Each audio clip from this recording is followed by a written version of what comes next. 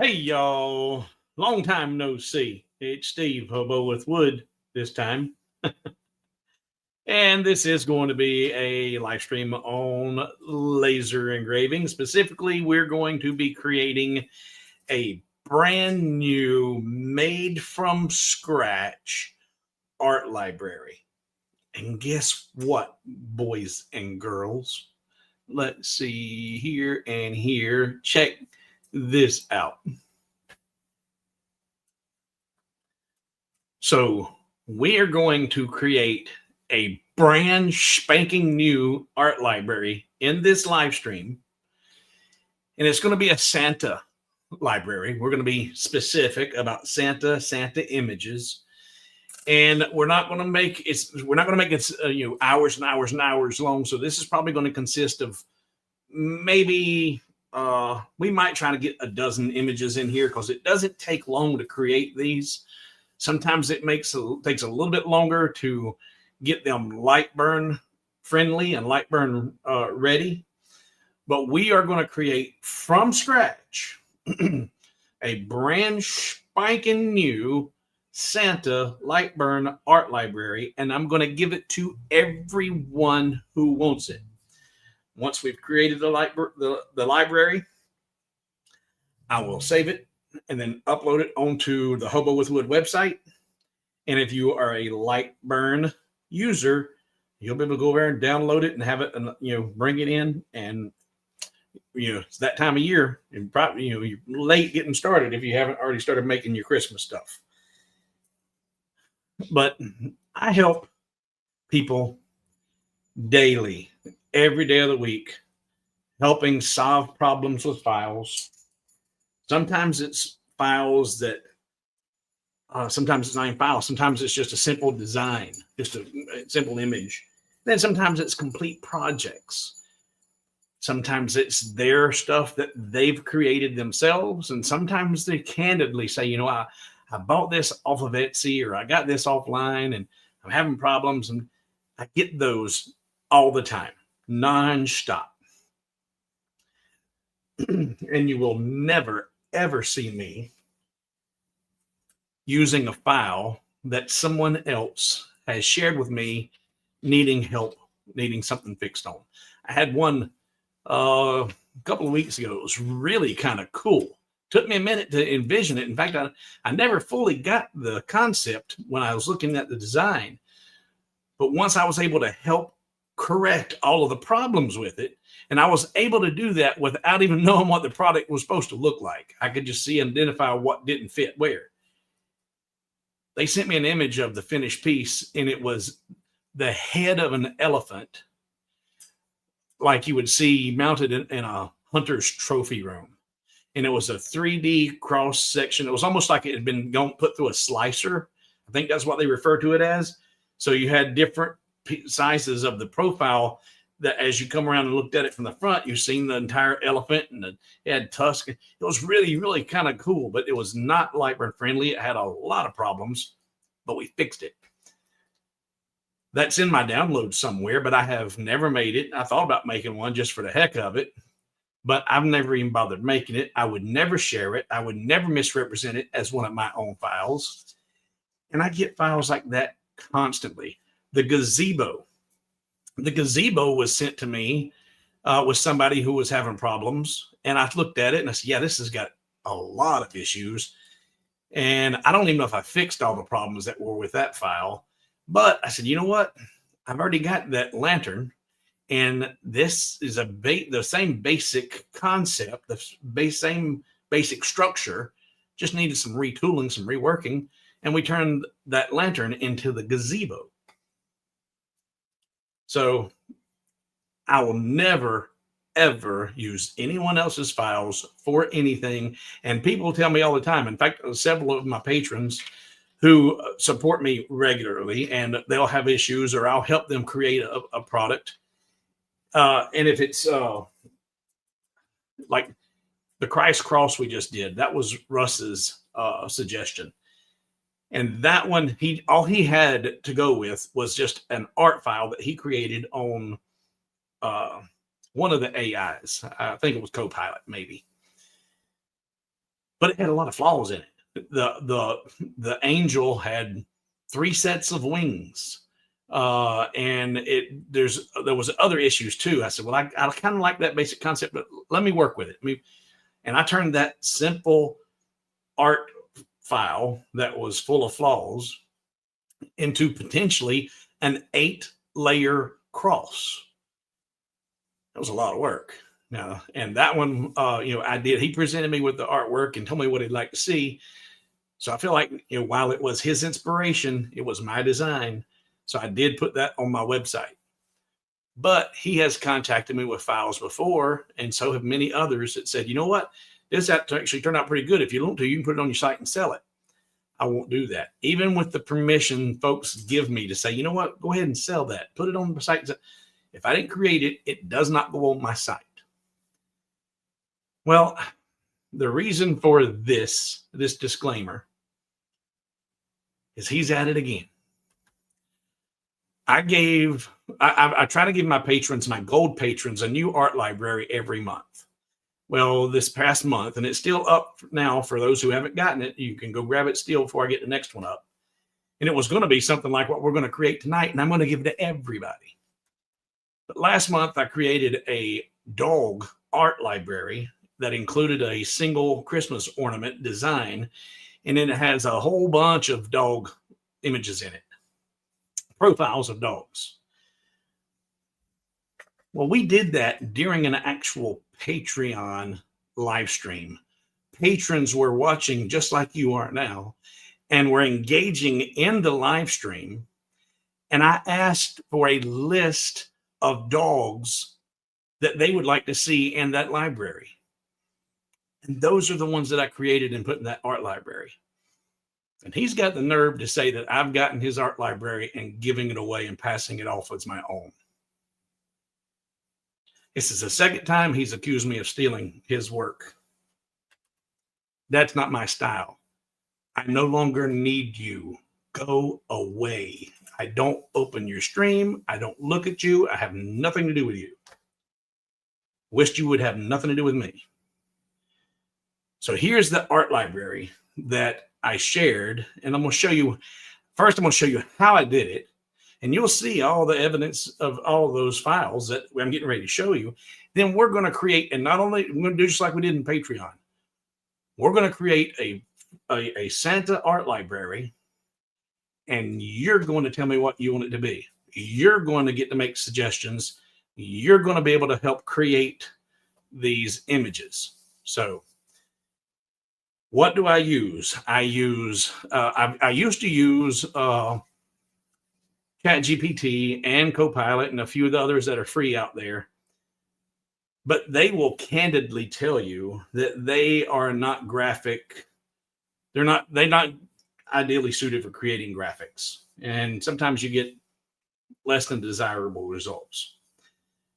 So I use Canva to do a lot of my artistic work. And I use I always, and I've got it pulled up right here in front of me, and I always say it, I always invert them. The stroke brain, svgheart.com. Not heart SVG, because that's what I want to say on it, because I heart SVGs. But it's svgheart.com. That is an invaluable resource for getting SVGs. And when you are a paid member there, you have commercial licensing to use these for your products. Okay. So, and when you create in Canva AI, if you're the one that put the prompts in and created it, you own those images and you have the licensing for those. So let's, first, let me get LightBurn open. I don't even have a LightBurn open yet. And let's see here. I'm going to mark this spot in the conversation. And I'm not going to look back at any of the previous comments, all the highs and howdies and hellos. I'm not going to try to so if you've asked any questions or made any comments that I need to see, restate or re-question them or pose those questions again. All right, let's see here. Doggies. dogs. All right. And let's see, how big can I make this? Oh, let's see, the art library. Drag it over here. Nope. You can't make it any bigger than that. I can do this though. I can do this and I can do that. Oh yeah, there we go. And I can do that. And I can do, and I know y'all can't see right now. I'm just preparing this for you to see. And do that, and then do the icons even bigger. Yeah, we'll do it small first. All right. So here is the art library that's not in question. Done and done. So I shared this art library with my gold patrons last month, and it's still up right now. And these are bunches and bunches and bunches of different breeds. And here, there's the whole library. Now I'll make them bigger so you can see some of these and see some of the detail. Beagles, bull terriers, bulldogs, Christmas dog, a bulldog, golden doodles. And the golden doodle was one of the requests. A lot of these were requested animals, because I never would have thought to look up a golden doodle, but one of the patrons they have golden doodles and they wanted to see some golden doodles. Well, we got 3 different golden doodles in there. And then there's the, can I get there? Yeah. There's the Christmas ornament, 2 different versions that, I had one already created, and then there was some suggestions made, and we created another version in the live stream. But all of these are tons and tons and tons of dogs. Now, in fact, I think the golden doodle, all right, you see these images? Let's go over to Canva. Where are you at? Well, that's SVG. Let's go to Canva. This is canva.com. And here are all of the dog images that I created during that live stream. And let's see, there you go. There's the golden doodles that you just seen in the art library. They came from my Canva AI. They came from my prompts. Every one of the dog images that are in that art library are either prompts that I created in Canva AI, or they came from svgheart.com. Did I say that right? No? Yeah, svgheart.com. See, I wish they'd rename it just because I asked them to. No, that sounds like somebody else. But there is, when you're using the AI, and we're going to do this with the Santa images you want to see, there are ways that you prompt it. There are ways that you tell it what you want that will increase the possibility that you're going to get a really laser friendly, laser engravable image. Because sometimes too much detail is just that, too much. So we're going to work on that. And then also I want to show you the svgheart.com. So if we go back over here, this right now is the homepage. I'm not logged in right now. And if we look at your premium membership, and I've talked about this several times, it's $30 a year or $80 for a lifetime. And you get access to all of their premium SVG files for a year for $30 or a lifetime for $80. 22,000 plus SVG files, free and premium SVGs. You get a commercial license to use these as you see fit. This is an awesome, awesome website. I'm 99% sure I went lifetime. So I'm going to sign in, log in.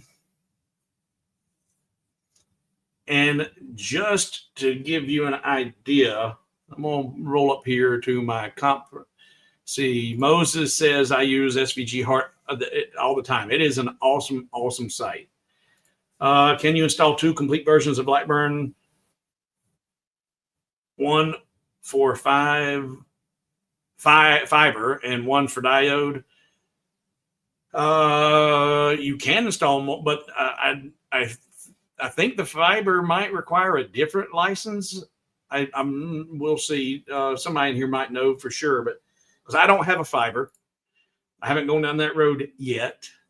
But the fiber may require a different license than the diode version. But if you have the license for both, then it should not be a problem. Where do I go to get the library that is available for gold patrons? It's Wayne. It's in Patreon. If I put a new library in and take one down, I put one in and take one down. They do not stay up. That's why I say if you haven't got that dog library yet, it's still there. You go log into your Patreon account and scroll down, and you'll see you'll see a post that says gold or dog library. Where is that library title under digital file? It's not there yet. You said not just for patrons members, right? No, it's tonight. It will be a free Santa file that we're getting ready to create. It's not created yet. We're going to create it, and I'll take a suggestion from you. What kind of Santa image would you like to see? And we'll create some Santa images and create that art library, and then I will put it on hobowithwood.com in the digital files, but it will be a LightBurn library art file. So it's not there yet. And Chris answered that you can run them both from one copy if you want. I forgot, where do you post? They're in Patreon. They're in the post. As I get them, I'll put them in the comments or put them on as a new post in Patreon.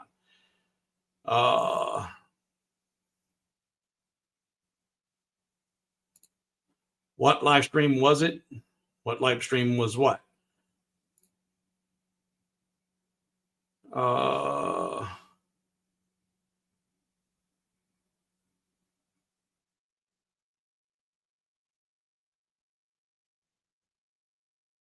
And Chris says, yes, fiber does require the pro license.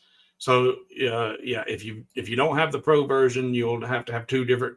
Well, you don't have to have two different versions. I think if you've got the pro, it'll run them all. I think. Yeah, the dog library is the dog library is Patreon only.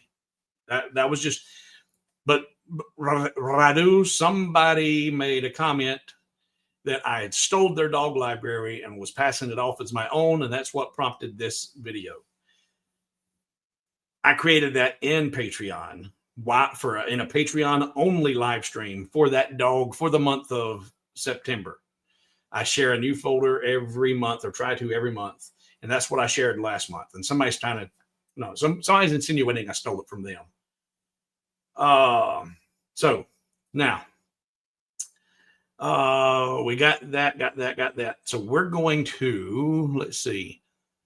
We're going to go over to Canva, and I want to show you a couple of different prompts that I used on the dogs, and how just a slight change in the way you word what you're looking for will result in a completely different type of image.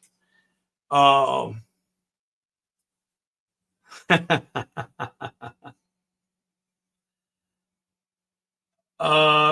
the live streams are also in the Patreon.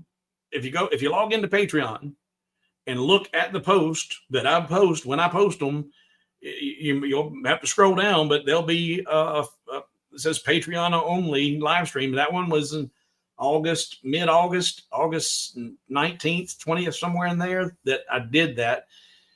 And you can go back, and it's still there, because if you're a patron, you can log into Patreon, get the link, and go back and rewatch that. It's all in the stream in Patreon. And anytime I post, you should be getting an alert that I posted something in Patreon. You should be. Let's see. And Scott, hold all the suggestions for Santa. I do like that one, Scott. I like that one a lot. But hold your suggestions for what, like the Santa suggestions. So let's get into Canva and go look at Canva's AI and look at how just one word can change the outcome of your results. And I prompted, let me get back up to the top. Let's see, there we go. All right. And switch here. All right, so this is canva.com and their AI. And this first, it's actually the one here in the middle.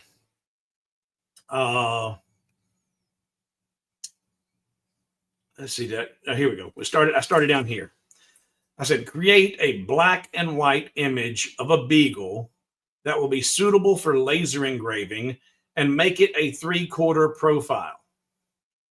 Well, this is a 3/4 profile. That's a black and white. But I wanted a headshot, but I didn't say headshot. I just said a 3/4 profile. Well, there it gave me one that's full body 3, and then here's one that's a head only. And this one is an inverse in a black and white, and that one's not all that great at all. So I went back in and I changed it to say, this was making a, this one said create a black and white image of a beagle. Then up here I said, create a simple black and white image of a beagle. And I still left it at a 3/4 profile. So the difference was this was create an image and this one was create a simple image. And I still failed to tell it the headshot. So I was still getting some body shots. And that one there was that one's pretty good.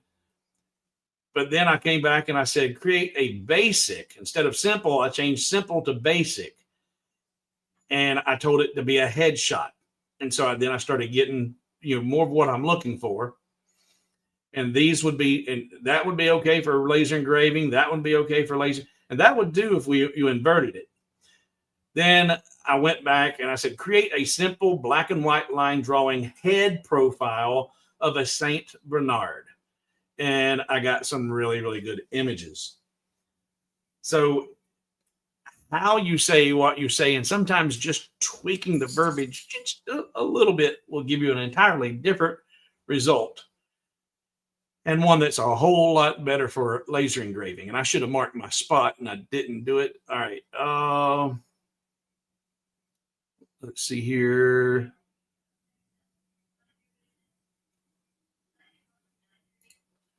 Please let everyone know the glitch I ran into with the latest LightBurn upgrade. Well, and yours is the first, Bob, that I've ran into, but Bob had an issue where he updated LightBurn and it would no longer completely frame his project. It would only move on the X. You could control it completely. You could drop a pin and it'd go to its location. But when you hit the frame button, it would only move on the X.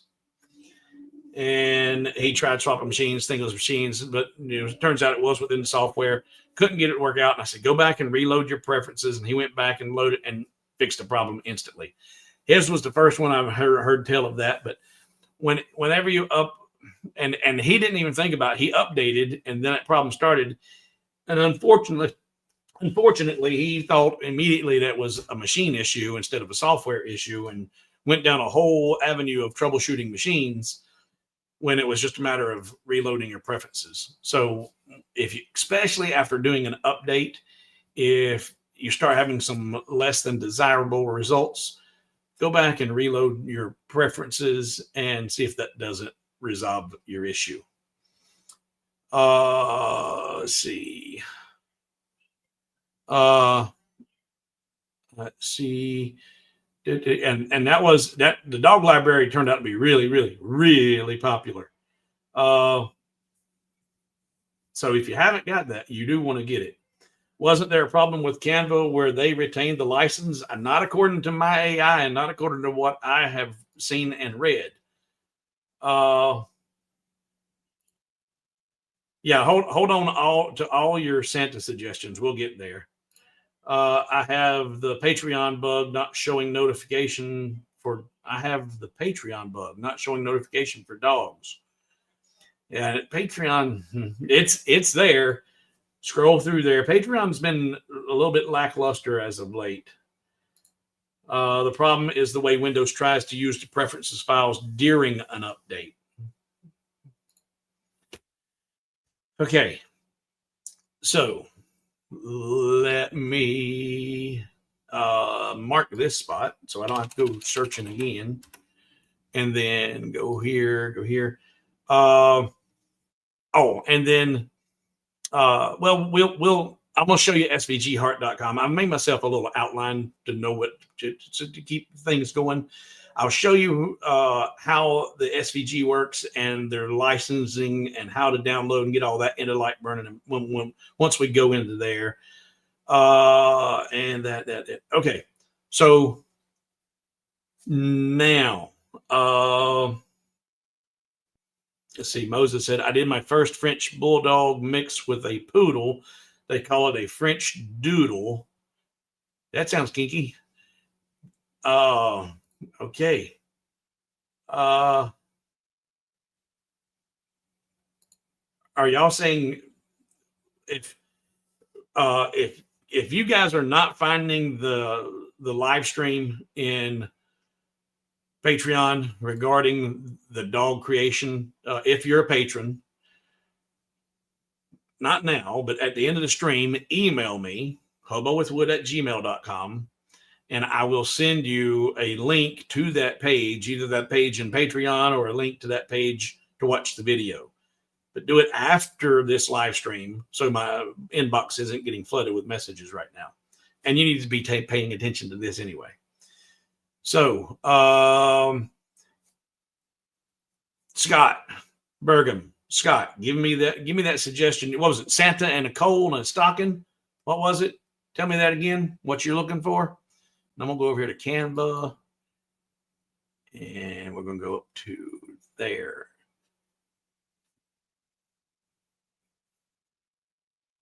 All right. But Santa putting a piece of coal in a stocking. Santa, okay. All right. So we're going to go over to here and here. And I'm logged into Canva. And I'm on their Canva AI page. And it's asking me,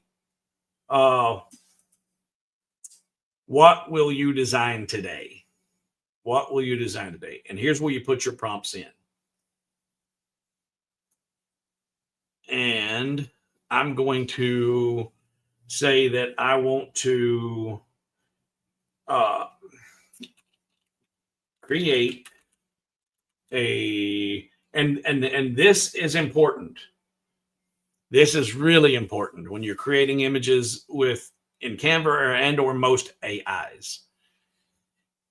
If you're going to create an image that you plan to use for laser engraving, which is why we're here, you need to be specific and you need to tell it black and white. Otherwise, it's going to create you this 64 or Technicolor image that does you no good in laser engraving.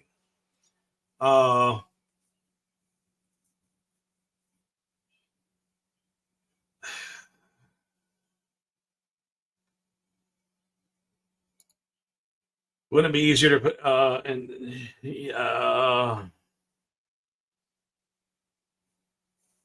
yeah, if people are, it's there. And Sharon points out that you sent it via email. You were having trouble sending with the bundle size, if I remember correctly. And if I sent it out, and here's another thing, and I hate to get squirreled off right here. We were getting ready to go into designs, but I have, and this is not me fussing, and this is not me complaining. I have a lot of my patrons who sign up and they use emails that maybe they don't typically use. Because I've got about 5 email addresses. One that I have that is strictly for spam use, stuff that I don't ever want to see. Like when I sign up for my Vic cards at the grocery store, it goes into some random spam folder that is never checked and never opened. So I get it. We use emails for things that we don't necessarily, when we don't want to be getting. Well, if you signed up with an email like that in Patreon, when I send you emails, you ain't going to get them. You ain't looking for them. Because as Sharon pointed out, I did email that dog the dog LightBurn art library went out to every single gold patron in the email address that I have for you in Patreon. So if you don't have it, it either went to your spam folder, to an address that you don't check or didn't check, because it did go to I did email that to every single gold patron. I will have to go, and she said she remembers there being an issue with the size of the file not wanting to upload. I can't remember that. I'll try it again.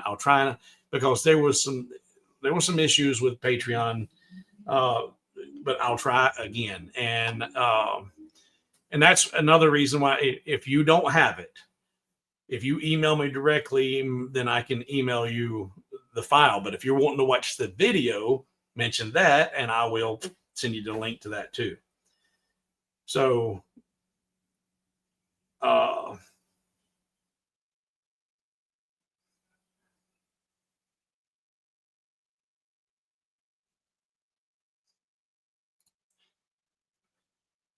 and James Richard says he downloaded the art library on 9/2. So, but I sent it out, I think, quite some time before that. Because, the live stream was on August the 29th, and you had to email the art library. So, if I sent it out on the 29th and you didn't download it till 9/2, I don't know. Squirrel. All right. Well, if you don't have it, if you're a patron and you don't have that, sideline that, erase that out of your mind right now. Let's keep this moving, and I will get it to you. I will get it to you. So, I seen something that was, just John said, and actually, no, I don't think that's what you would want to do, but we'll try. We'll try your prompt. John says, could you say a lifelike image of Santa putting coal into a stocking for an infill carve? Now, I've not used those words, infill carve. So we'll try that. In fact, let me see if I can. Can I? No, let's see. Can't. Nope. All right. But you don't want a whole lot of detail. You don't want a lifelike image, and you don't want a whole lot of lines. You want to keep it as simple and as basic as possible while still getting the image across. Because if you get too much, then the problem with it being too much detail is, if you're going to make it really small, well, then it just turns into a black blob. And there are some tips and tricks that I'll show you for cleaning up some of those when you go really, really small. But if you want to keep it truly scalable, then you don't want to have too much detail in the image. So let's go back over here, and we'll use John's image, his words first. Could you say, create a lifelike image of Santa putting coal, where is it? We're putting coal into a stocking, not a stacking, a stocking. What was that? For an infill carve. I've never used those words in a prompt, so I'm curious what this is going to generate. So it's going to think for a second.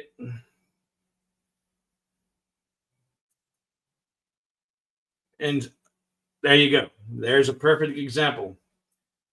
You need to tell it black and white. Because why? When we think Santa Claus, it's red and white with his rosy cheeks and his cherry nose and all that. None of those images are fit for laser engraving without manipulating them, without doing a bunch of work to them. And we don't want to do that because we're lazy. We want to create an image that we can take, download, bring it into LightBurn with the absolute most minimal amount of tweaking. So I'm going to go back and start with the commands, the prompts that I start with. Create a simple, get my cursor out of the way. And I need to get a new keyboard. Create a simple black and not a clack. Boy, that'd be an interesting Santa if it was a clack Santa Claus. Create a simple black. I cannot see my keys with my lighting I have here. Create a simple black and white line drawing of Santa placing coal in a stocking, and it needs to be suitable for laser, not eyelaser, laser engraving.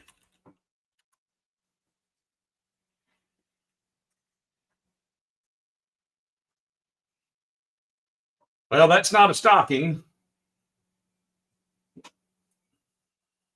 Well, I didn't. Well, you know what? That was my fault. It's not a stocking.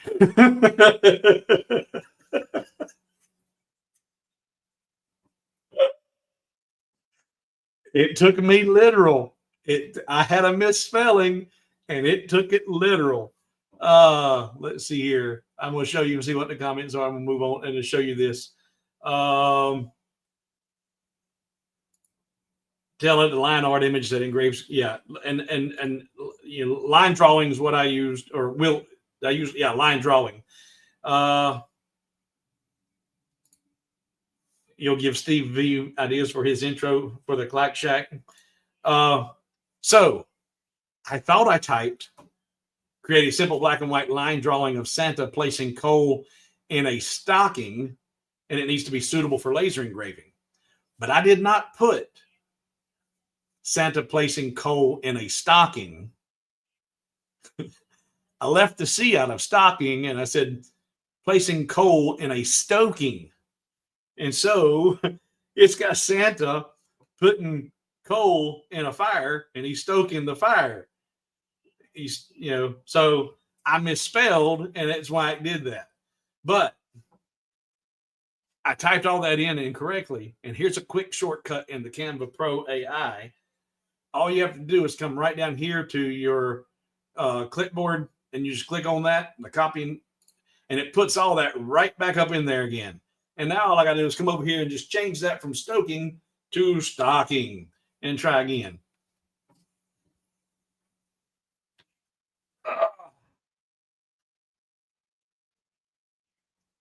And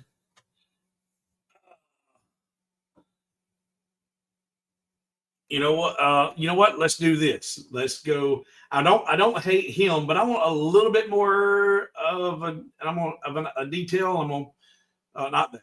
Click on my copy there again. Create a simple black and white line drawing of Santa placing coal in a stocking, hanging on a hearth.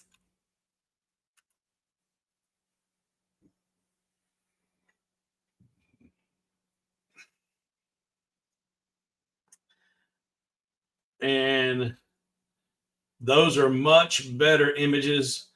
And if I download this one right here, we got coal in the fireplace, but it doesn't really show him coal in the stocking. That one's stocking and coal. In fact, we'll just do this one right here because that's a stocking full of coal. And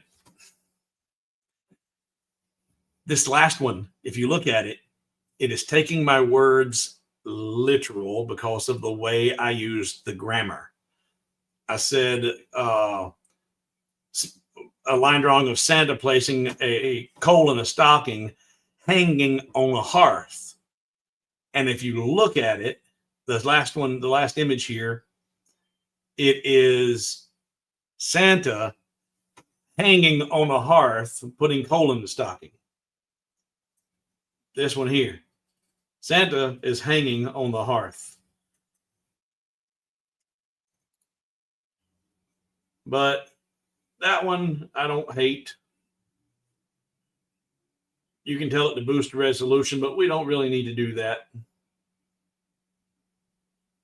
Why won't my mouse scroll your screen? All right, so now I'm going to open this in, or actually I don't even need to open it in editor. If I wanted to edit it, I could, but I don't need to. Here's my download button. It just downloaded that into my download folder. I can go over to LightBurn,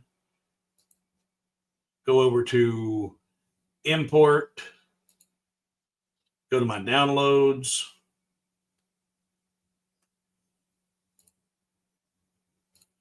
click on that, open that, and there's that image that was just created in Canva AI.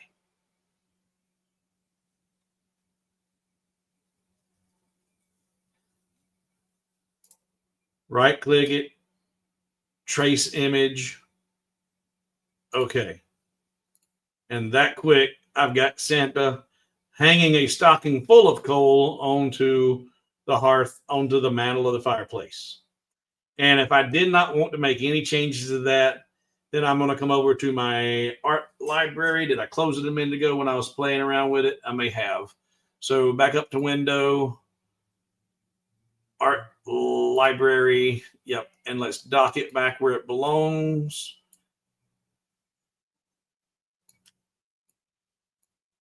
I'm on.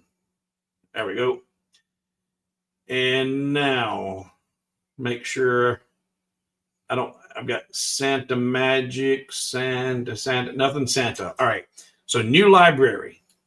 And I'm going to go to my library destination, which for me is in my LightBurn folder. And it's in my art library folder. And I'm going to call this one just simply Santa. That created a new library over here in my LightBurn library organizing window. I'll select this entire image, tell it to import graphic from project, give it a name, and we'll say coal stocking. Not stacking again, stocking. There we go. And say okay. And there I have that in my art library. That's done. Now let's go back over here. I'm going to close this one. Somebody give me another suggestion.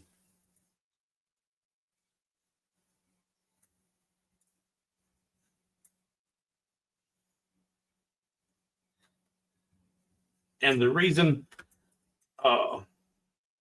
I'm doing with Santa having a beer after working all night. Okay, well, that's Santa on the rooftops. There you go. I like that one.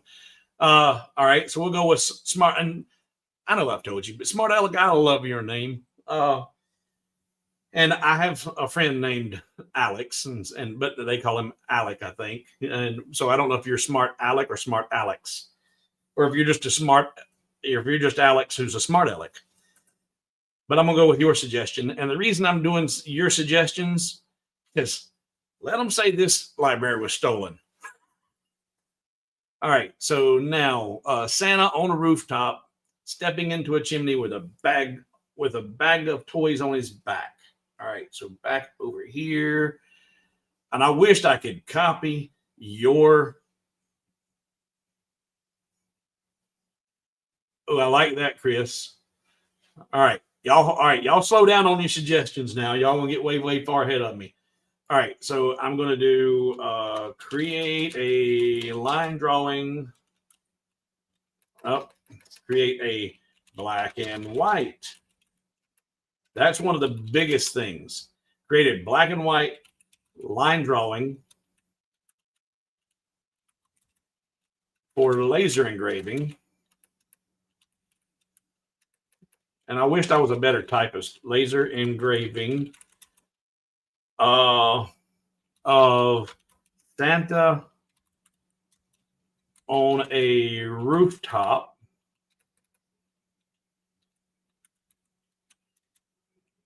with a bag of toys on his shoulder,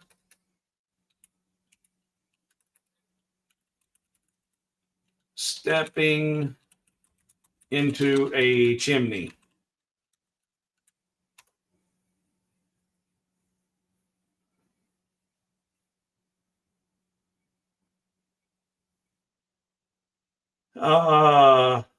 I like the third or the fourth one.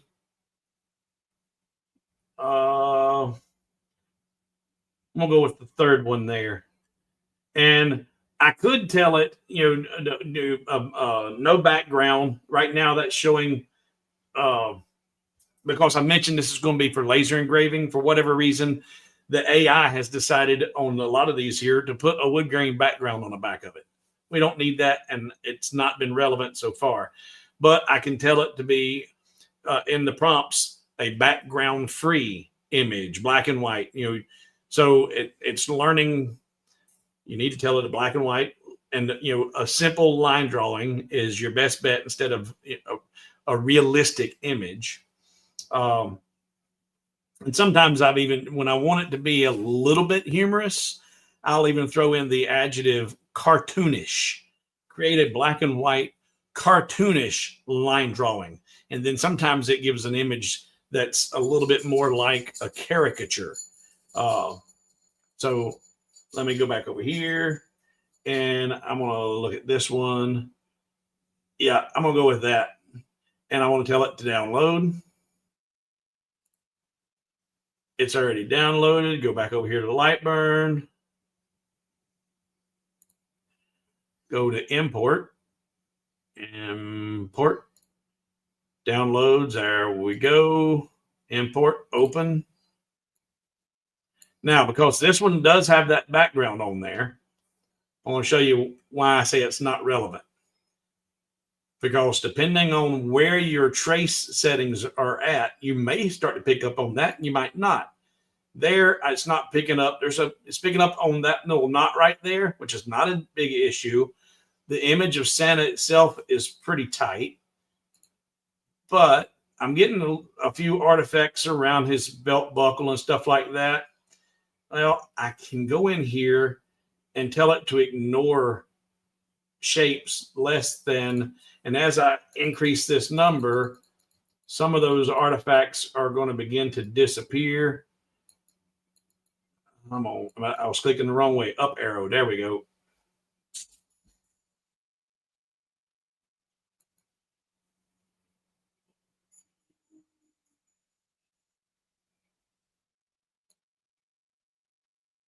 Let's just go to 100 and enter. All right. So that cleaned up a lot of that. But then all you got to do is just ungroup it. And like I said, and this is, if I would have told it, and we'll do it on the next one, we'll say background free. And that way that'll be one more less thing that we have to clean up. But you can use this AI to create some pretty decent images and different artwork. And then you just got this little bit of cleaning to do in LightBurn. Now I've imported that in, and it's brought in everything as grouped together. So I tell it to ungroup, and I know I want to get rid of that. So I can grab that and get rid of it. And here's two random pieces over here. Get rid of those. And there's, oops, they won't do that. Control Z to undo. Get rid of that one. And we'll get rid of these over here and just select everything like that and delete. And I'm pretty happy with the rest of that. And actually, if I wanted to, that's too much, too big. I want to condense it down. So I'm going to come up here and grab me a square tool. And I'm going to hold Control and Shift, and I'm going to draw out a perfect square like so. Let's put it on a toolpath. And then I'm going to position it where I want it to be. Maybe like that. Kind of putting the chimney kind of close to the edge of the house. Or no, so we'll center it up. We'll put it right there in the center. And then I need to group everything back together. I did not enclose or include the toolpath. So group all that back together. With that selected, hold Shift and select the toolpath. let's see, what did I not want to do? I got that, and then that. Huh. Okay, well, oh, dummy. I was trying to apply a mask, and that's not an image. You can't do a mask, but we can do cut shapes. So I'm going to select the image, hold shift, select my toolpath, and go to tools, cut shapes, and then hit the delete button. And that just clean that up a little bit. So now I'll select every bit of it and go to import graphic from project and rooftop Santa. Not Sabbath, Santa. Get your fingers on the home keys. Okay, done. There's rooftop Santa. Delete. All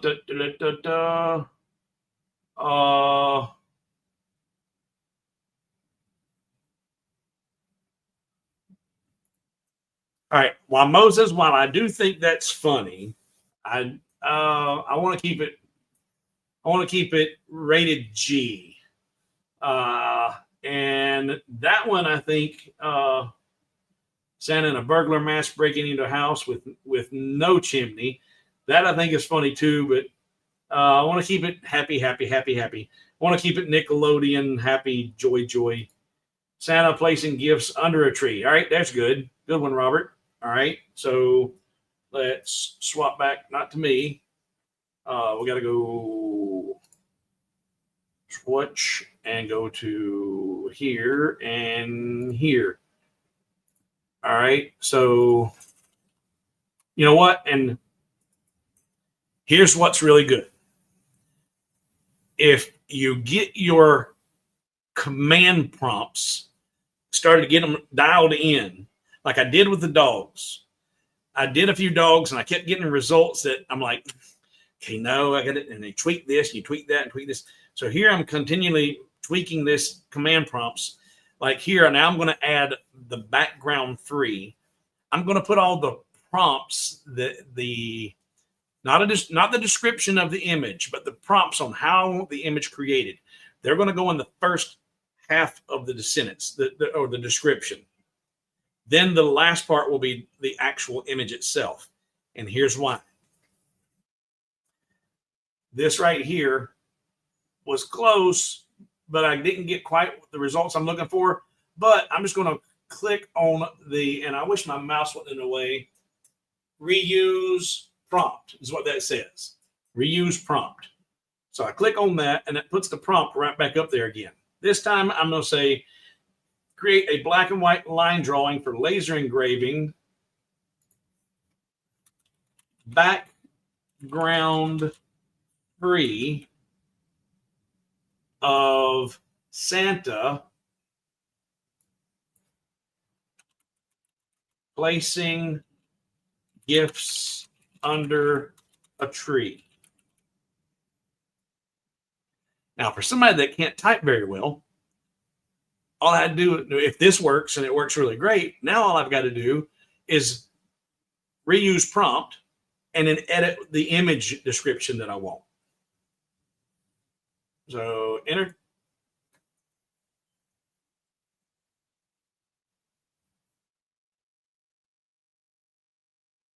Okay, well, that was a swing and a miss. Create a black and white line drawing for laser engraving, background free of Santa placing gifts under a tree. I was wanting to make sure I didn't, because two of those don't even have Santa. That maybe even three of them might have that. The one that's got the solid black can't even make that out. But two of them definitely don't even have Santa in it. But that first one doesn't look terrible. Let's take a look at it. I think that's actually kind of doable for what we're doing right now. If I wasn't doing this in a live stream and we've got 3 now, we want to get 9 more. And then I need to, and then plus I'm going to go over to SVG Heart and see what they've got. And theirs are going to be much better quality without having to do any doctoring, because I am a paying subscriber. I am a member. And being a member, I have the commercial license, and they do permit me to put those in my art libraries. And even though I'm not selling them, I'm sharing them with you, but I do have permission to do that. I can, because I can actually I have permission to sell them, but I'm not selling them. I'm giving them away. But let's do this one. Swap, download. It's in my downloads. Go to LightBurn. Go to import. There it is. Import, open, trace, right click, trace, okay. And I was on my toolpath. Let's put it on a black layer. There we go. And that's pretty good. We're going to do import graphic from project, Santa gifting. Okay, done. Got rid of that one.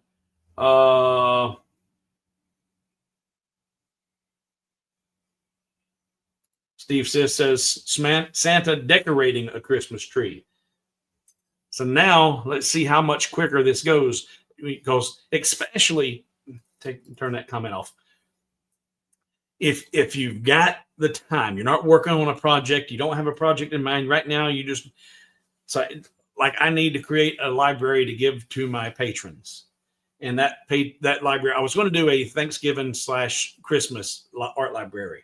And I may develop this one even more, because the one that I did for the dogs, I mean, that thing had, dozens and dozens of dogs in there. Once you get, if you're using that one specific AI and you've got those command prompts dialed in where you're getting some pretty good results, now you just got to edit that last little bit, and man, you can move pretty quick. So we're going to do this one with Santa decorating a tree. So swap back, and we'll go to Canva again, and we'll say reuse prompt. And so it's created black and white line drawing for laser engraving. We're going to say with no background, so I don't confuse it anymore. So with no background of Santa decorating a tree. Do we want it to be in the house or outside the house? We'll say near, next to a fireplace.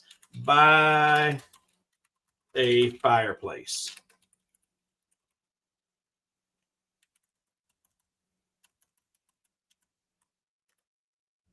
All right, and enter.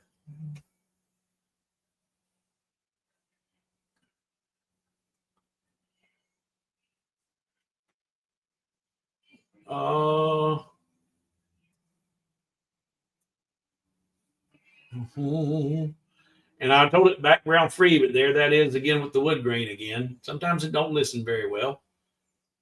There he's hanging a stocking instead of, but you know what? I kind of like that. He's over there. Looks like he's missing a leg, or it's behind him. I don't like that one quite so much. We'll go with this one and download it and say okay. Close that. Go to LightBurn. Import my last one. Say okay. Trace image. Okay. Import Santa decorating. Done. Next, I'll go back to here and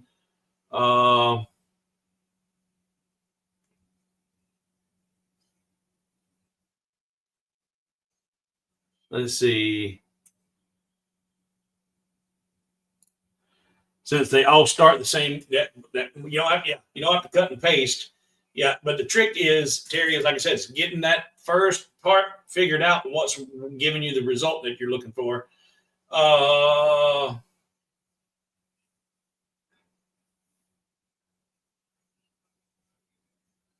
All right, let's do reuse. Create black and white line drawing for laser engraving with no background of Santa.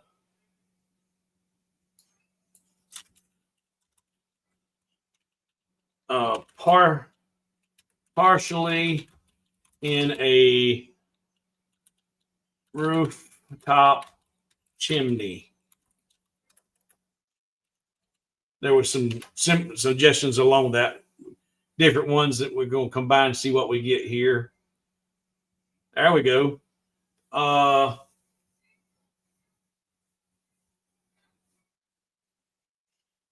And I don't like a lot of detail and lots of the snows and the trees and all that. I'm looking for basic concept, basic art. I might be wanting to combine it with other things, or so right now we're doing basic images. And this one, it doesn't get, I like that image okay, but there's no actual definition that he's on a rooftop. This one is. And you know what? I'm gonna do two things. I'm gonna download this one and this one and take a look at both of those. So I'm gonna download here and download here. Now both of those are in my download. I'm gonna go into LightBurn.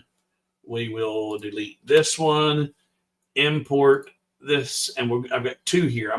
This one's one with all the details in it. We're gonna open that one first.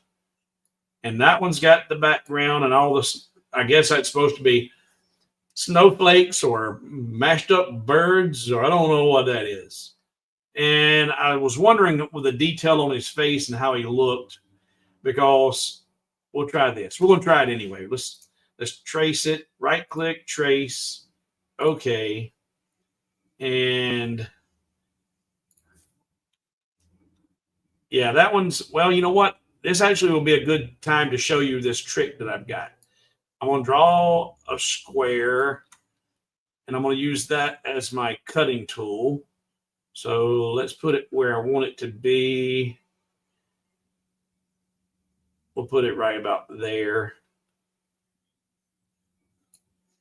And say, put it on a toolpath, and then select the image, hold shift, select the square, cut shapes, and delete. And I've got that. Now, this one, and I think the proper term is the stroke. The stroke of the line is really, really thick. It's really large, so you're losing some of the detail. And where that's a problem is if you shrink it down, it gets even muddier. If that's probably not the proper term, but you lose detail. It just becomes muddy.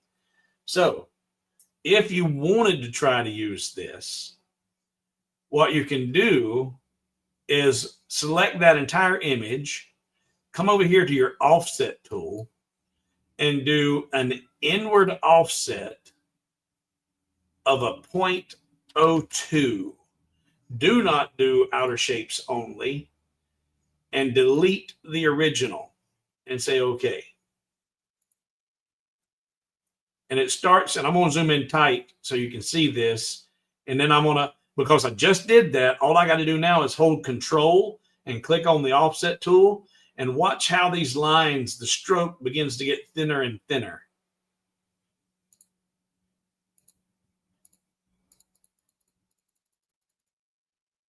And that makes those, now I got to look and see, when you do that, if you're not looking at the entire image and you keep doing it to where that one part looks good, then if you're not careful, some of the other lines may get so thin that you lose detail on items you don't want to lose. But that's a trick to reduce the stroke size of an image and make it more laser engravable, laser friendly, and for reducing the size of it. And I haven't looked at comments in a little bit, but I'm going to do this and that other image, and then I'll go back and look at some of your comments and questions and suggestions. So go back over here, and I don't know how good that actual image is, but what the heck? We've got it. I'm going to say import graphic, Santa in chimney. And we'll say this is Santa chimney 1 and say, okay, that's in. We're going to delete that, import the next one, which was this one. And this one was already pretty simple, and it's going to work really, really well for the laser. Right click, trace, okay, put it in line mode, and import graphic. Santa in chimney 2. Okay. Now, oh,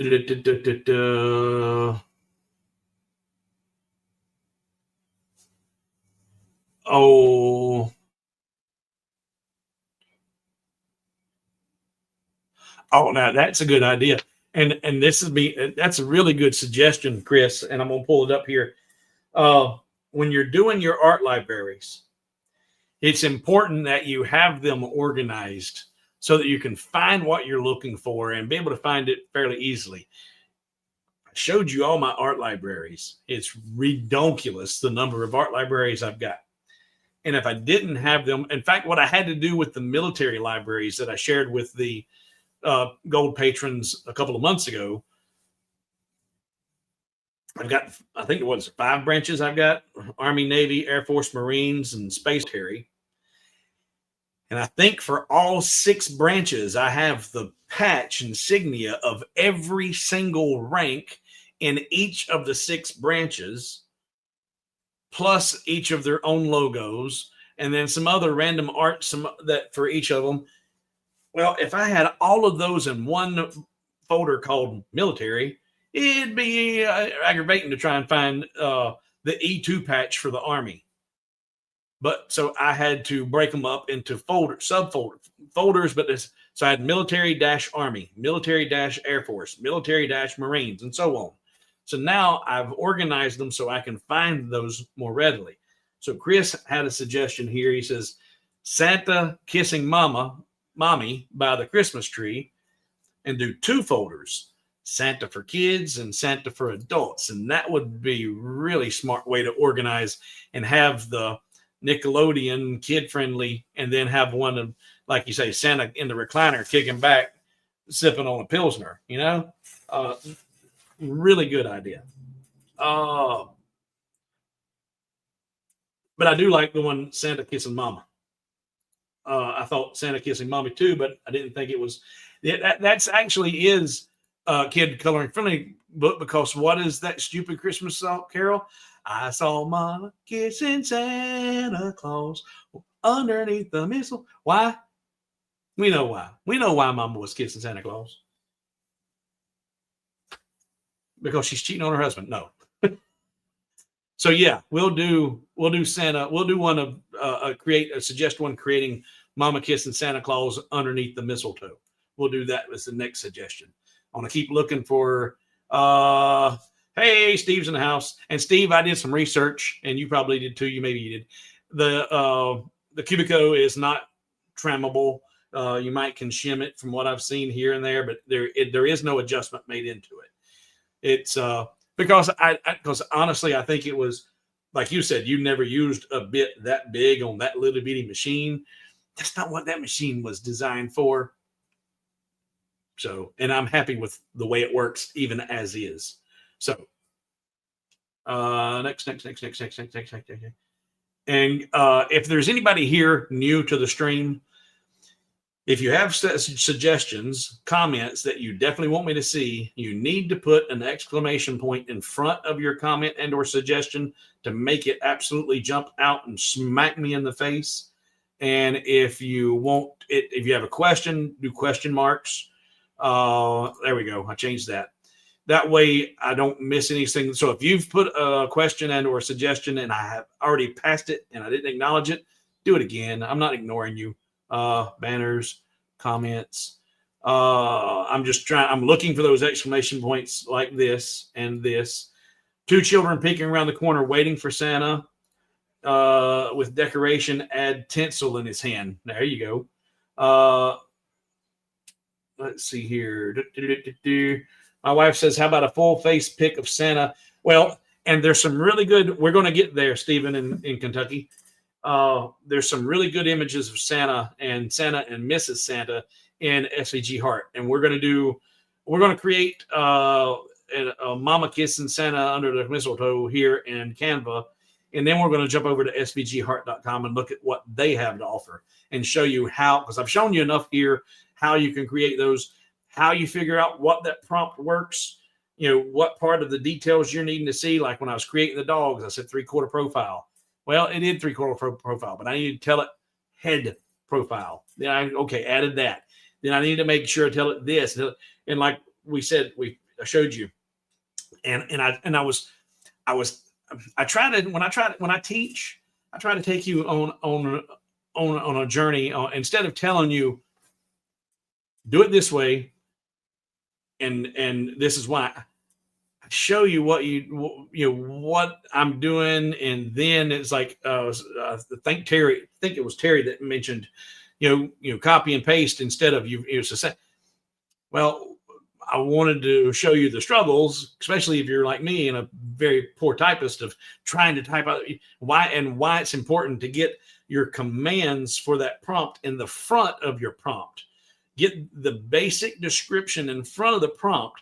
So then all you have to do is you can reuse that prompt and only edit the very end of it. You're not having to re-enter all of that stuff.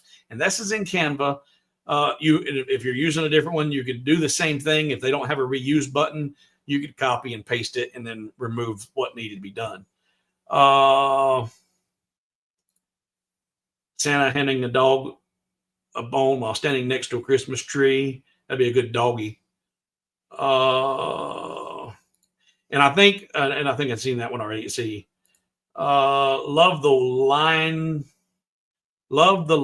weight trip. I have been trying to do that with the line weight, the stroke, and that is, I fell into it. I just, it's like, okay, that's just too thick of a line. Well, I'll just do an inward offset of a 0.02. And when you first do it, it's like, I didn't see it do anything. But if you remember the shortcut and you delete the original inward or don't do outer shapes only, you do all of them. Once you do that, you can kind of zoom in that muddy part that's really, really bad, and then just hold control and just click on the offset tool. And you can watch it get thinner and thinner and thinner and thinner and thinner until you get to what you want.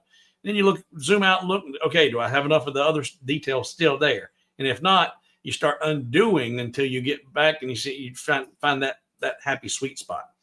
But an inward 0.02 offset, deleting the original, not outer shapes only, and do round, not corners or angle, or do round, and you get a pretty good result to reduce your stroke size on images in LightBurn.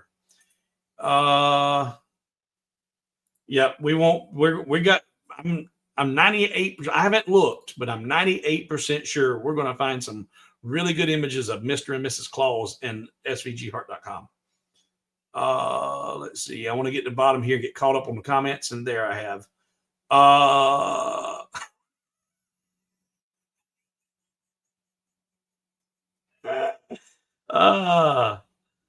right. And I love it. I love it. Santa and a rusty ute. And that's funny too now. All right. So for those that don't know, Chris is in Australia, and a ute, that's a utility vehicle, or in this case, it's a pickup truck. It's a Ford F-150, but a ute is a truck. But for us Southerners, a ute, it's a young person. My cousin Vinny, Fred Gwynn, him, and what? No, that wasn't. He was. What is a ute? Who was? What's the cousin of Vinny? Yeah, the lawyer from New York. He was trying to defend his nephew or his cousins. Yeah, Your Honor, he's just a Ute. He said, a Ute? What's a Ute? You know, a Ute. He's not a truck. He's a youth, a Ute. All right. So let's go over. We're going to create one more of Santa Kissing Mama Under Mistletoe. Then we'll go over to svgheart.com. And Jack says, I was trying to figure out what a Ute was. A utility vehicle. A Ute. And if you haven't seen it, Jack, and Squirrel, not right now because you're busy and you need to stay here in this stream. But if you were ever a fan of the El Camino, one of the, and I don't know if it's still popular down there now or not, but in Australia, and Chris, you'll have to tell me the name of the brand. The brand of the car just escaped me. But GM builds it. It's an El Camino with a Camaro front end. And they are wicked cool.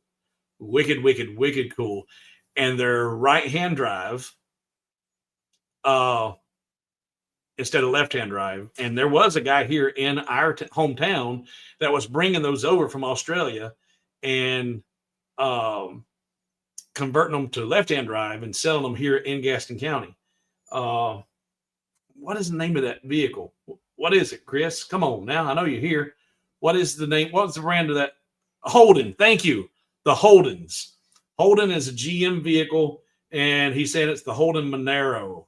But it's a Chevy El Camino with a Camaro front end, a late model Camaro front end, and it is a really wicked-looking vehicle.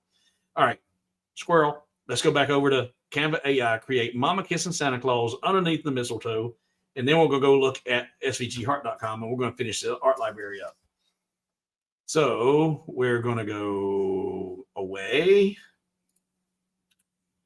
and we're going to go back to Canva, and we will reuse, and we're going to go back here of, let's see, with no background of Mama Kissing Santa underneath the mistletoe. I don't even know, maybe that's right, mistletoe.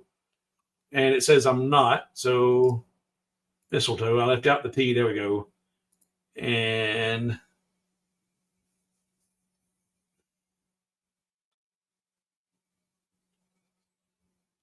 Mama.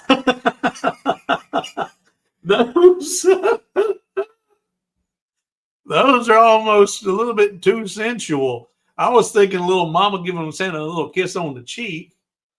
That's a full-on mouth, little tongue swapping, slobber swapping. But you know what? This third one don't look too terrible. It's funny and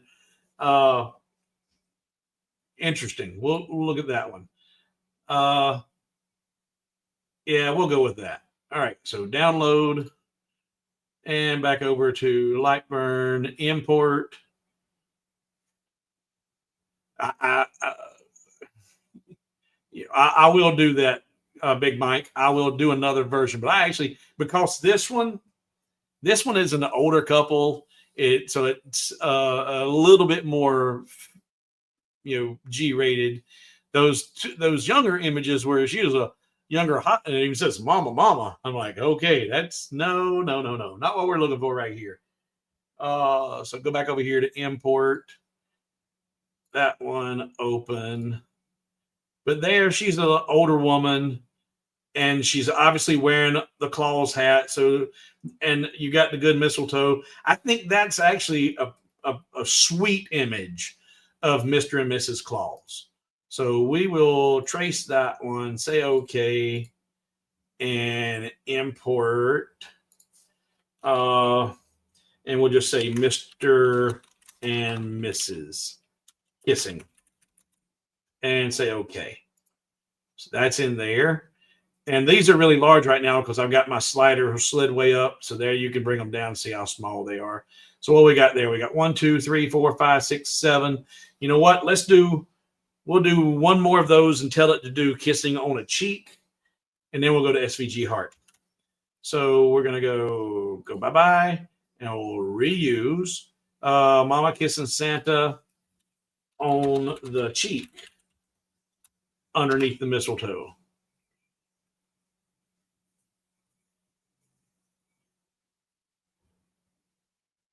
And boy, I'm sorry. It's those, the young woman kissing Santa Claus conveys an entirely different image for me up here. So let's do this. We'll go back and we'll reuse. Create a black and white line drawing, laser engraving, no background instead of saying Mama, we'll say Mrs. Claus. Mrs. Claus. And see if that gives us an older image.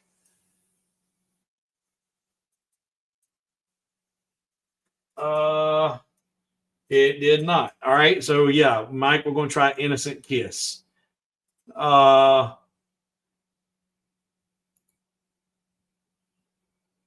Let's see. Mama.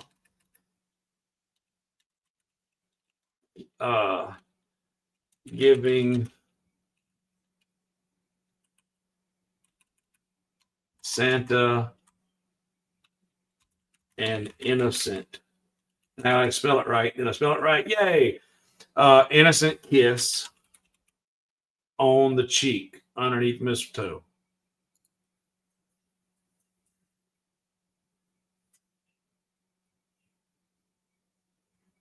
Okay, now that's, now I actually am taking issue with that. I want to make sure I didn't word anything wrong. Create a black and white line drawing for laser engraving with no background of Mama giving Santa an innocent kiss on the cheek underneath the mistletoe. And it created images of children. So it went with innocent and immediately started putting up images of children. Three of them are children kissing Santa, a little girl kissing a big man, and the other one looks like two kids. And I don't like that one. I don't like that at all. But you know what? Let's go over here and look at svgheart.com. Yeah, I don't like that result. All right, so all right, so I am logged in, and now that I'm logged in, I'm gonna go up here to my search bar, and the first thing I'm just gonna put in Santa and just see how many images that come up of Santa. How many options do I have that are, and this, since I put in just Santa, it's going to give me tons and tons of possibilities that are going to be Christmas related. And because I am a paying member of svgheart.com, all of these are free, every single one of them, and with a commercial license on them. And I'm just curious, before I start getting, too far down and getting really specific what I'm looking for, I just wanted you guys to see what all was out here. Right there it tells us. These are the results, 80 of 651 possibilities. 651 possibilities of SVGs containing Santa and or Santa-related material. So now we're going to get a little bit specific so we can get the Atlantic out of the way and get a little more dialed in on what we're looking for. So let's do Mr. and Mrs. Claus. So let's come up here and say Mr. and Mrs. Claus. Okay, only one of one. Didn't like that one because it's got Mrs. Claus right there in the top. We'll say Santa and Miss Claus. Okay, well, that's giving me claws like bear claws and hunting. Santa and wife. Did you mean bathroom floor?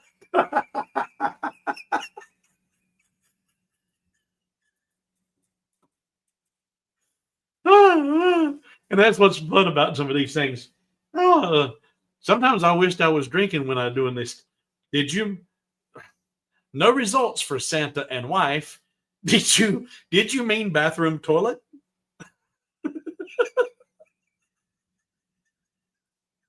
Please flush and wash your hands. Hmm. All right, so I'm gonna go back to Santa, and we'll go Santa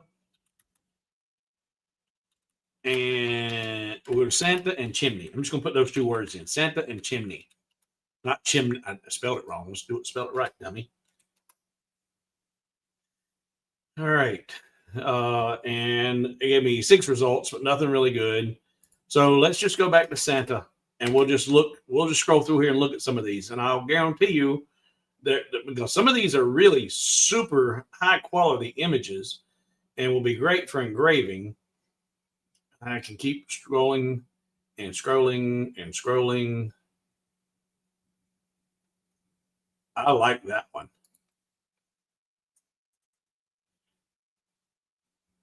I don't want to add it to my cart. I'm just going to download it. And then I'm going to go over to my LightBurn, tell that to go bye-bye, and then import the last one, open. Now, this is another instance where the stroke is going to be really big if you make this in a small image. That looks good, that large. How tall is that? It's 200 or 300 millimeters, so it's about 12 inches tall. But if we shrink this thing down and say you were going to put this on a 2 or 3 inch ornament. So let's see here, locker aspect ratio, and tell it to be about 80 mil. Now it's all the details, every bit of it's still there, but that's getting a little bit dark. But if we come in here, and since this is really, really small, we can get in good and tight and come in here and go to do our my offset tool, inward offset, round. Do not do outer shape. Turn outer shapes only off. Select the results, delete the original, optimize your selection, say OK. And that made it a little bit thinner. Now just hold your control button and click on that offset tool. And I'm clicking it. Click, click, click, click, click, click, click, click, click, click, click, click, click, click, click, click, click, click. I'm just rapidly clicking it. And you can start to see everything getting a little thinner and a little thinner. And, I don't like here, it's starting to overlap a little bit of it itself. But if I do this, if I select, it is already ungrouped. So this part is the outermost piece, select that one and delete it. Once that's deleted, come back in here and select every bit of it again. And I'm going to hit Control and continue to reduce that down. And then I will select the entire image once more and do an offset. This time do it outward, outer shapes only. And let's do 2. We'll do 1. There's some kind of funky little artifact down there. Let's do a 0.5 mil. Nope, that's not enough. 0.8. Might be 1. Say OK. Oh, I deleted, didn't mean to delete those. Turn off delete originals, say OK. And that's a little, I ain't so sure about that one.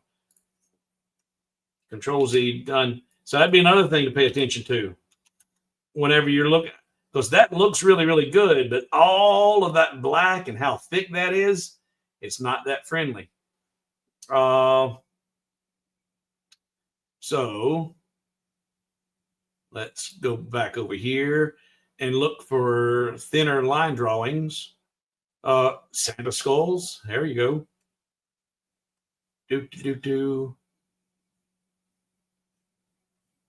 Like that. There's your Santa having a cold beverage, but as dark as he is, that's a beer glass. There he is having a beer. So there's several. There's three of them. There's four. There's a whole bunch of Santa having a beer in here that we didn't have to go in and create in an AI. But here's a cute little cartoon Santa. We'll download him. Go to LightBurn, import it, open.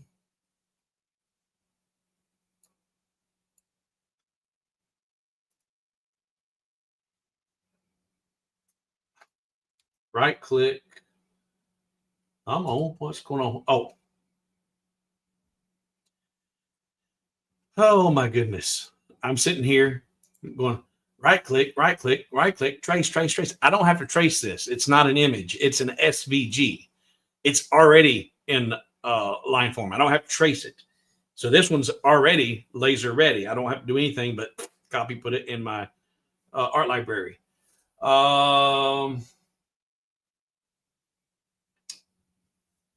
Just under just Santa, a little ways down, they have Santa stop here. Yeah, that looks like a Santa gnome. All right, so the Santa stop here, that was something you've seen and you want to look at that one.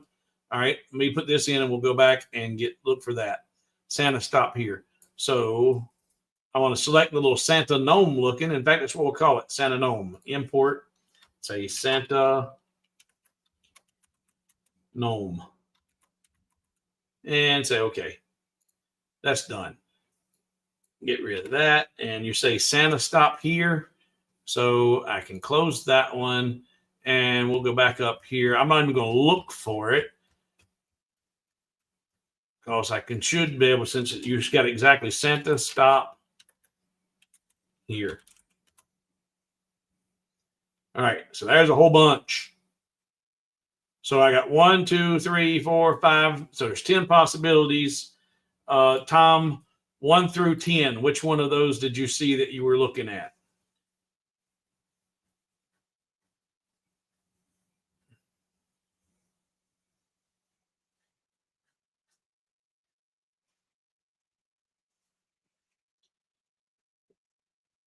Fourth one on top row. 1, 2, 3, 4. Here. Okay. Done. Download. LightBurn. Import. Last one. Open. Now, keep in mind, these are SVGs. So these are not fonts or text. That is what it is what it is. It's not something you can edit. So I'll group that and import it and say Santa stop. And okay. So now we got 1, 2, 3, 4, 5, 6, 7, 8, 9. Go back over here.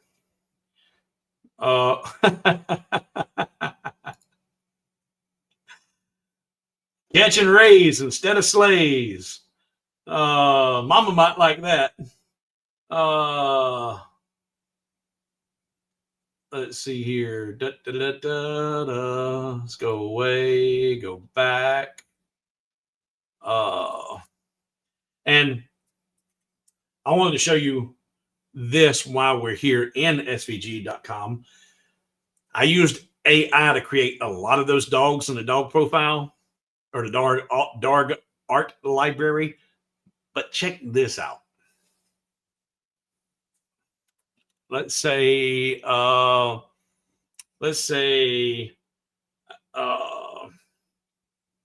German Shepherd. I don't know if it's ARD, ERD. Well, that's not what I want. There we go. ARD gives you pride, and ERD gives you the dog. Wow. Let's see here. Yeah, we're not done yet with adding, but I wanted to show what you can find in svgheart.com, because I did get some of the dog art library from svgheart.com. So here's the German Shepherds, and look right here. This file and this file, there's two of them. This is 7 German Shepherd face, and this is 7 German face. They might be the same. They might be duplicated. But when you look at this, there's 7 different images that you download as one file, and you can break those up and have separate 7 different ones. They've got that for just about any kind of breed you can think of. Popular breeds, they've got them in svgheart.com. And if we come down here, since I searched German Shepherds, it says, hey, you might also like, and here's all these huskies and the dogs and the heart and the flags and dog in a hat. Tons and tons of possibilities. So anybody that thinks I stole your art library, go take a long walk off of a short pier in alligator infested waters. All right. Add one more for a metric dozen. We're gonna do some more. We're gonna go back. All right, go back here. Go back here to here. Santa, and we'll switch you back over here. You know what? Y'all mentioned signs, the door signs. So, let's see here. Oh, you know what? Let's do this. And actually, that's kind of a cool looking image of Santa. That almost looks like the Coca-Cola sandwich or Santa sandwich. The Coca-Cola Santa. I want to get that one. Download now. Import. Santa face. Open. Import. Add to graphic. Santa face. Okay. Done. Delete. Back. And what I don't like is it opens a new window when you click on one. So now I'll go back here. Let's see here.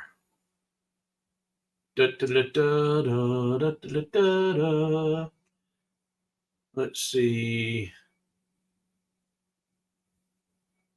And there's where I got the inspiration, guys, for the dog ornament that we did in the dog art library.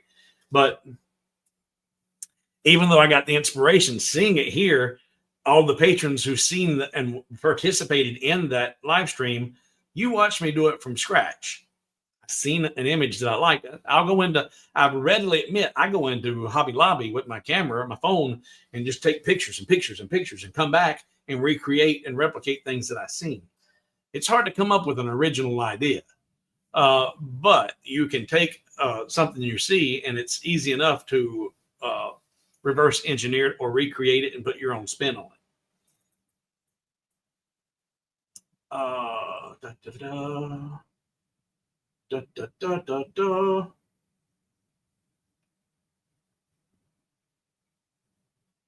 There we go. We mentioned some reindeer. Let's see what. Oh, in fact, there's his Santa and a wine bottle. I started to say Santa and a Coke, but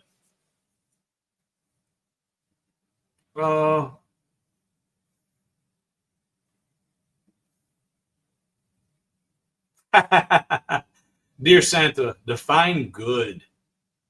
Ba, ba, ba.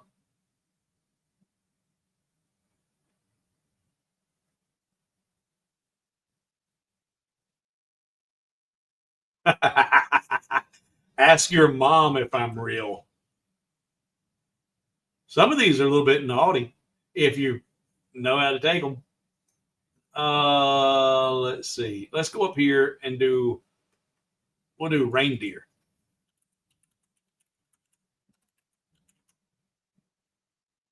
There we go. And actually, though, I said this is going to be a Santa file. Let's see if we get Somebody mentioned Santa petting a reindeer. Let's see if we get any images with reindeer and Santa in it. Because I do want to keep, I don't want to throw a random reindeer in my Santa folder. So 259 possibilities, reindeer, Santa.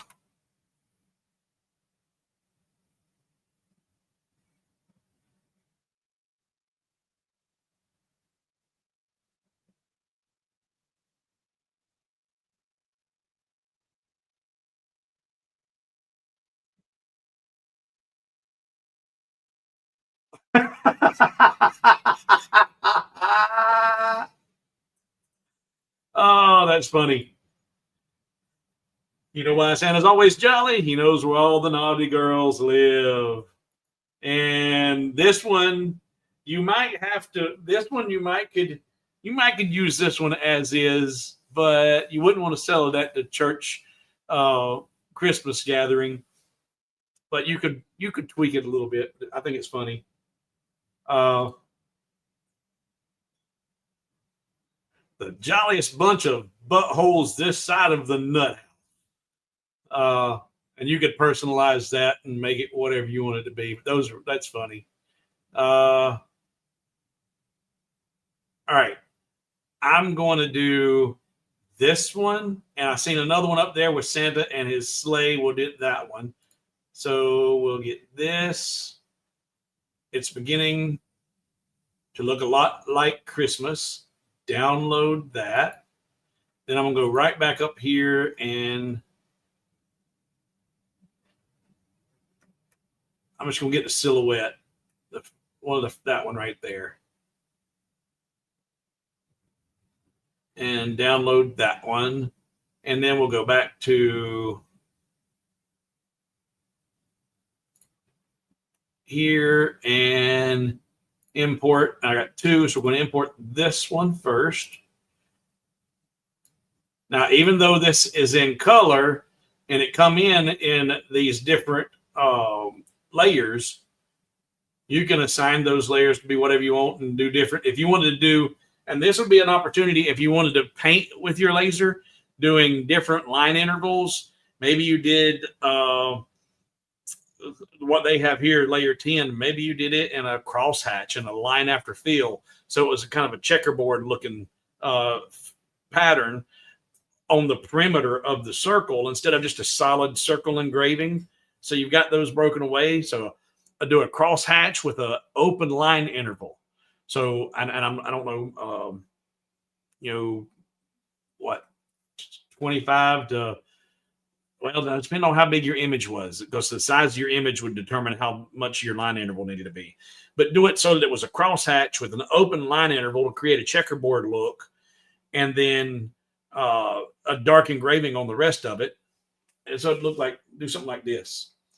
So let's come over here and we're going to grab, we'll say this one, layer 10. We're going to do crosshatch, and it's going to be in fill mode or in line mode. So no, we'll do it in fill. Yeah, fill crosshatch, but we're going to change our line interval to a 0.2, maybe. We'll see what that looks like. And then add a line after fill. Say okay, and then do a preview. And that's not nearly enough, so I want to go even smaller. We'll go to a 1 millimeter. Say okay, and then preview, and then go look. There you go. Now you're starting to get a completely different look for that image by changing it to a line after fill, and add a little character to that sign using nothing but your laser and changing your line interval. And if you did it, wrong button. If you did it a little bit more, and check this out. We're going to come in here and I'm going to say, instead of 25 lines per inch or 1 millimeter, we're going to say do 20. And then I'm going to change my scan angle to, we'll say 22 and say okay. And now by changing the scan angle, changing our line interval, and now look at it, it gives you an entirely different outcome. Oh, wrong button. I hit it twice. So that's really cool. It brought it in on 2 layers. Use that to your advantage. Go ahead and break them up. Change that line interval. Increase it. Now, your line interval, when you do that, I started out at a 0.02 and not nearly enough, then 1, and now I'm at 1 point or what it was. But if you make the image too small and you're telling it to do 20 lines per inch and your image is only 2 inches in diameter, well, you've only got 2 lines now. That ain't gonna work. So you have to play with that setting with the image size you're going to use and use your preview to see how that comes about. And look at, I love that. We were talking about doing art libraries and we're doing this random little thing, and 1, 2, 3, Terry's learned 3 new things. So yeah, cool. Could you almost make it like a ribbon pattern? Ribbon pattern. Oh, I get what you're talking about. You could, and I think I forget what the actual name of that pattern is called. That fancy English name that you see in quilting and cloth, and it's not checkerboard, but you could do it in without too much trouble. I think by you doing it on 2 separate layers, and we're not going to go down that path. We're not going to go down that rabbit hole right now, because that right there is quick, simple. Argyle. Thank you, Smart Alex. See, I knew you was smart. Yes, you could do that with doing it with the same feel. That'd be something that might actually be a separate little how-to video strictly for something I do during a week. That's a good idea. We'll research that and I'll figure out how to easily create an Argyle pattern using line intervals and multiple layers like that. All right. I just got to keep that in here. Argyle. I knew that word. I think the first time I heard Argyle was watching the Great British Bake Off when they were under the tent. They had Argyle tablecloths, and I'm like, Argyle? What the heck? Argyle? Okay, didn't realize that.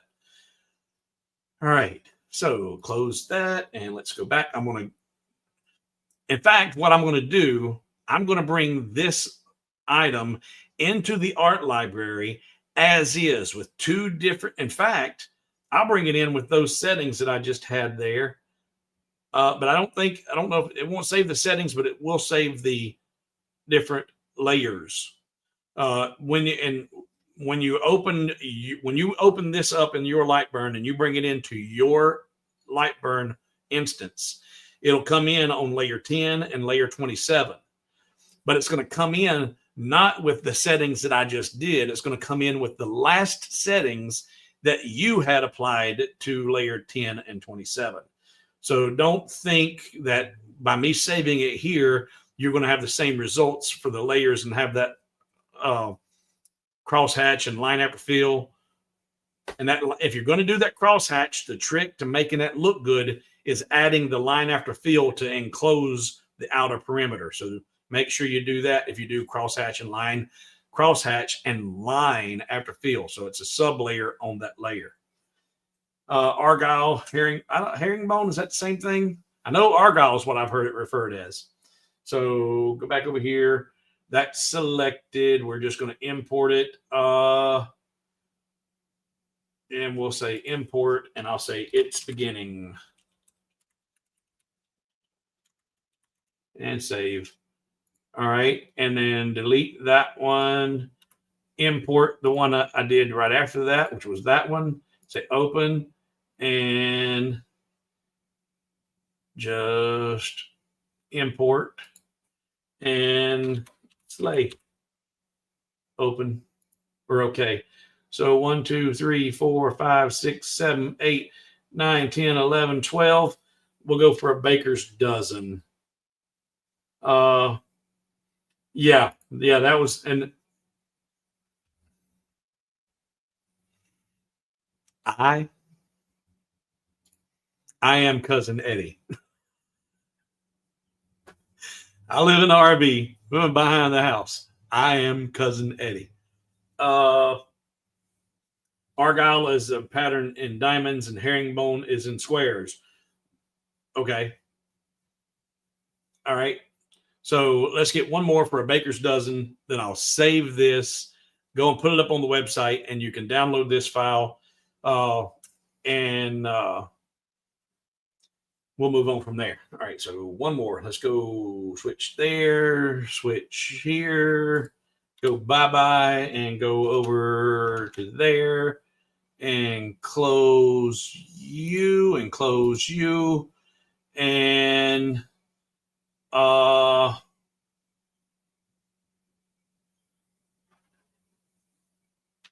let's see. Let's go back to just Santa.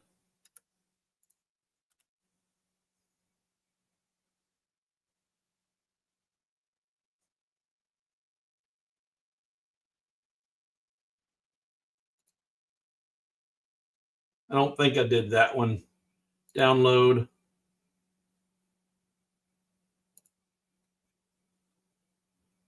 Import. Open. And let's make these bigger.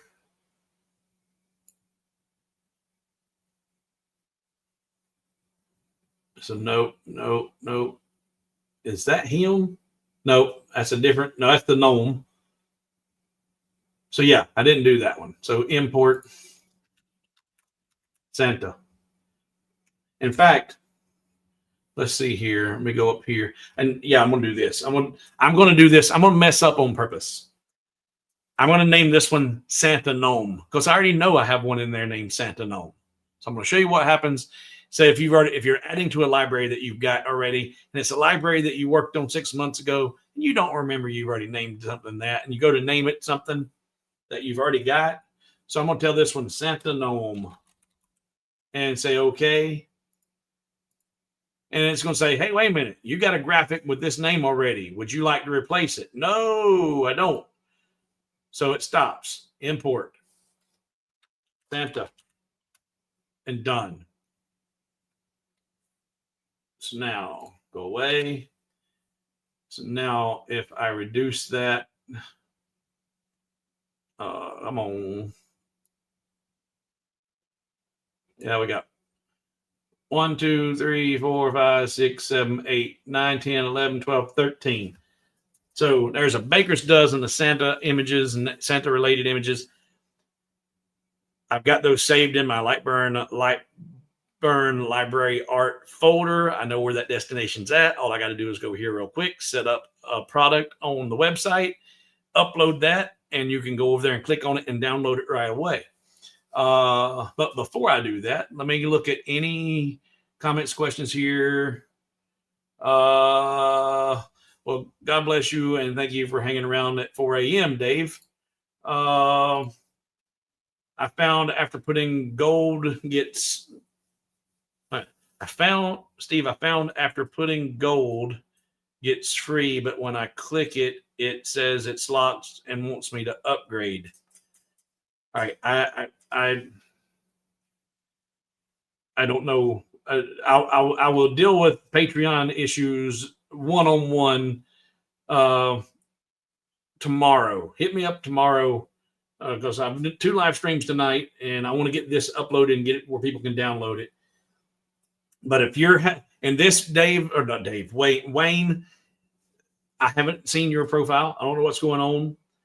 But the most common issue I run into, you guys, with problems with logging into your Patreon account is you've got multiple emails, and your email that is associated with your gold patron is not the email that you're trying to log in with.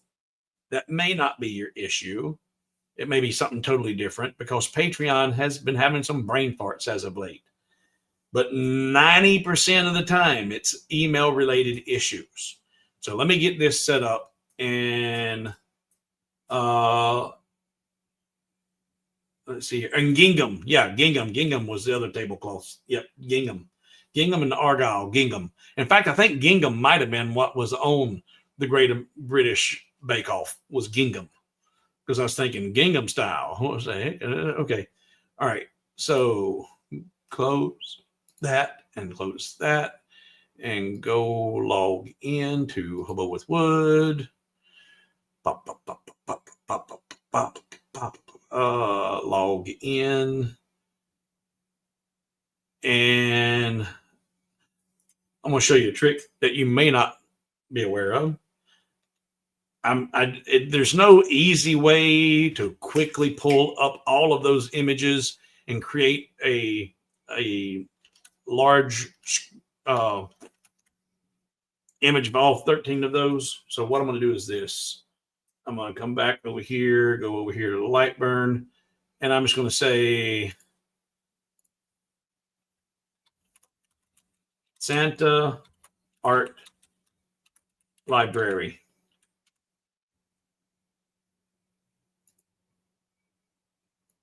Put that right in the middle of my screen, and then I'm going to open up my snipping tool. And my snipping tool populated on the other screen. So I'm going to pull over here. I'm going to say new snipping tool or new snip. And I'm going to just grab my snipping tool. And you know what? I don't want those on there. So I'm going to tell it first, come back over here. There we go. Took those off there. Go back to the snipping tool and say new one more time. There we go. That's clean. And now I've got that. And I'm going to tell that to save. I'll save it right on my desktop as this screenshot. Say save. That's done. So now I got that. I'll go back over to my login. Come on, Papa. There we go. And first, I'm going to upload my media. Add file, media file. So this art library will be good for folks using LightBurn. Select files because it is a LightBurn art library. LightBurn art library, Santa. Open. That's uploaded. Media, upload. Go to my desktop. Go to a screenshot. Santa Art Library, open, products, add product, add new product.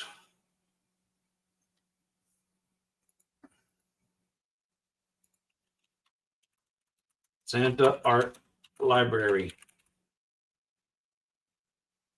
add media.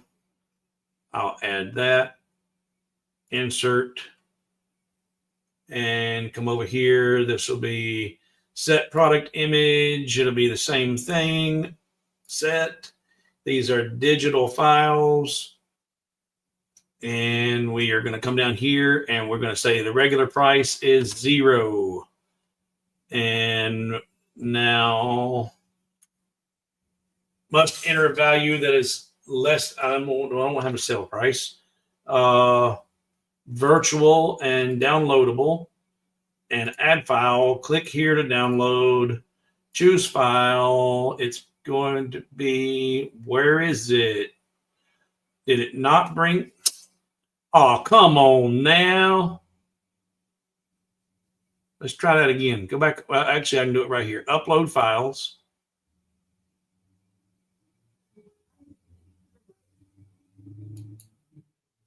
Select files. Desktop. Art library. See, LightBurn, LightBurn, LightBurn. Art library. Santa. Open. This file cannot be processed by the web server.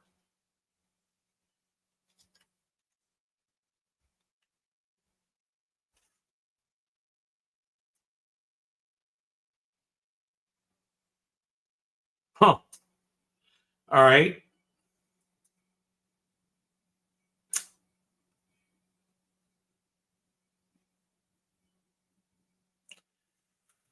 I am confused, perplexed. Oh, you know what? I know how to do it. I know how to do it. I will add this file to my Google Drive and share a link for anybody with the Google link to be able to go in and download it. That'll work. There's more than one way to skin a cat.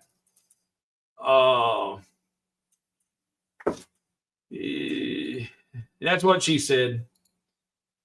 And no, you can't zip the art library, but I can add that to my Google Drive. So let's go over here. Go back, close that. I need to go here. We'll figure it out. I'll get it to you. All right. Santa Art Library, copy, save, share. I want to share. Compress. I don't want to. You can compress it to a zip file. Okay, you can't compress it in LightBurn that I'm aware of. But you know what? Let's try that since I'm already there. We're going to compress the zip file. I've never compressed a LightBurn library art file, and I don't know how that will work. But we're going to try it. Compress zip file. There's that, and that's in the all right, let's try that. Let's see what happens. So we're going to come over here, choose file, select files. Oh, there it is. Zip file, open. Oh, there you go. Insert file. All right, now what we're going to have to do, though, because I've never done this before, I'm going to upload this right now in real time and make it go live. And then I only need one of you. So don't everybody else go do this. All right. In fact, is it set to auto back for Google Drive? Chris, what I'm going to do, and seriously, guys, don't everybody go get this yet. We need one person who can download this, unzip it, and bring it into LightBurn and see if they can make it work from this zip folder. Chris, are you up for that being the person? Are you up for downloading this or downloading the zip folder from the website, then being able to unpack it and load it into LightBurn? Or are you in a position to do that?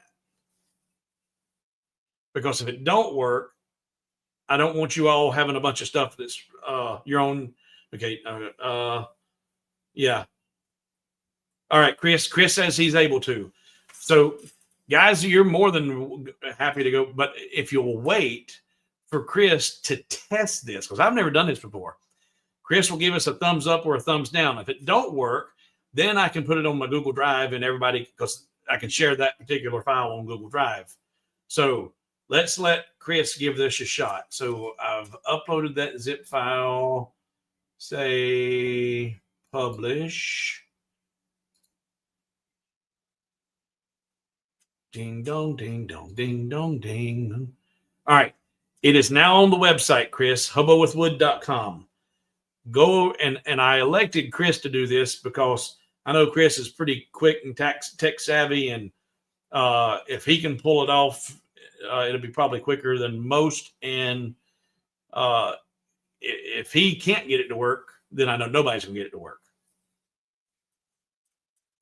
Ding dong, ding dong, ding dong, ding.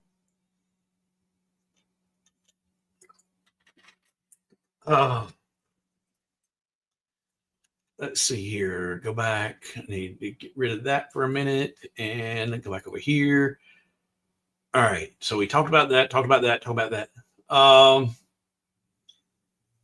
So general tips. Create your artwork responsibly.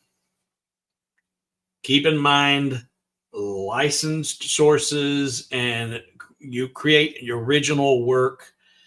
And I'm learning that waiting for it to propagate. I'm learning that it might even be advantageous to try and, like, I've got my complete history there of all of my AI searches. It might be a good idea to kind of hold on to some of that, so that when you have people coming up and making false claims that you stole their work, you can say, hey, no, right here, I've got documentation. This is mine. And, I was accused once before of stealing their work. And you know what? I say all the time that I am protected and by the grace of God. And even though I don't deserve it, don't need it, or not need, I do need it. I'm not worthy. I have not lived the best of lives. I've not made the best, but I'm trying to be a better person nowadays. But I've always been covered by the grace of God and even though, again, not worthy, I had created a completely unique design in LightBurn, did it myself, step by step, line by line, tab by tab, slot by slot. And I was accused of stealing their product. And I didn't really have any way to actually say, no, I did do that. I did it, and it was completely mine. I did it. Maybe I seen an image, but I recreated it. It's mine. I created it. But by the grace of God, my file was corrupted. There was an issue with LightBurn that corrupted my whole file, and it was causing it to add kerf, creating an undesired result when somebody tried to recreate that design they downloaded. The only way that could have happened is if it was a programming bug that occurred while I was creating the program. I didn't copy a file from anybody and post it as my own. But to this day, they still scream I stole their work. Now they're doing it again. So protect yourself. Protect yourself and beware. Don't copy other people's work. That's just wrong. Be inspired by things you see. You can't go reinvent the wheel right now. If you see a wheel and you draw a wheel and you didn't steal it, you just copied it. So waiting for it to propagate. Yeah, I don't. Don't download anything yet. Chris is still working on it. So be mindful. Be mindful of what products you're using. John says copy and paste your prompts in a separate folder and use them later to protect the project. That's not a bad idea.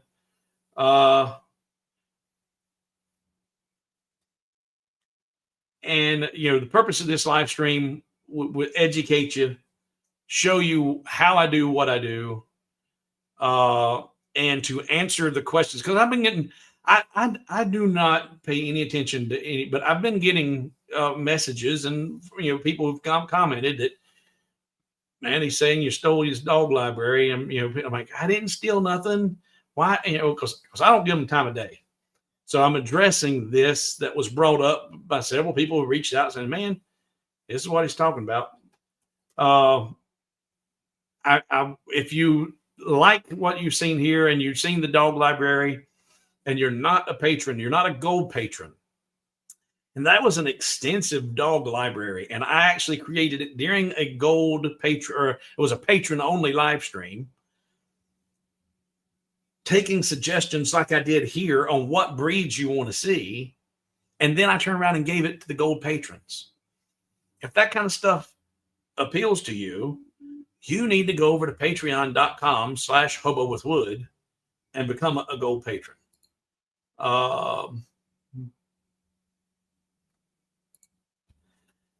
It's the best $20 you'll spend. The best $20 you spend. I made an announcement earlier today about the Cubico giveaway. Last week, I gave away the first Cubico to Scott Burgum, who is a patron. Thank God he's a patron. Because during that live stream, I seen tons and tons and huge lots of viewers. And the second I gave away that CNC, everybody was gone. And I expected it, but did not expected it to the levels that it was. And it made me think I would have been sick to my stomach if someone who was a non-patron won that. If somebody who logged in for the first time, I've never seen them participate in a stream at all, and it was John Blow from Biloxi that I'd never seen in a stream, and he wins. It had been a little bit disheartening that someone who's been sponsoring me for the last 2 years, wasn't the winner. So I've decided that I'm going to give the second Cubico CNC away only to my patrons. It'll be a patron drawing. There was some discussion earlier about whether I can do it during a YouTube live stream or if it's just strictly on a Patreon, and don't know. It's not going to be a raffle. It's going to be a giveaway, but to be in that giveaway, you must be a patron. If you're already a patron, if you were a patron before September the 30th, you are automatically entered in the drawing for the next Cubico, gold, silver, or bronze. You are automatically entered. If you're not a patron and you want to have an opportunity to win that, at this point, after October 1st, only gold patrons are going to be entered into that potential giveaway. So it's not a raffle. It is for those who, my way of saying thank you for those who sponsor me. And I think even going forward, as I have the opportunity to give things away, you know what? My patrons have blessed me and kept my lights on and kept food in my belly. That's the least I can do is make sure that they're the ones that benefit from the giveaways. So patreon.com/hobowithwood. Go gold. It's the best money you will spend. All right. So Chris,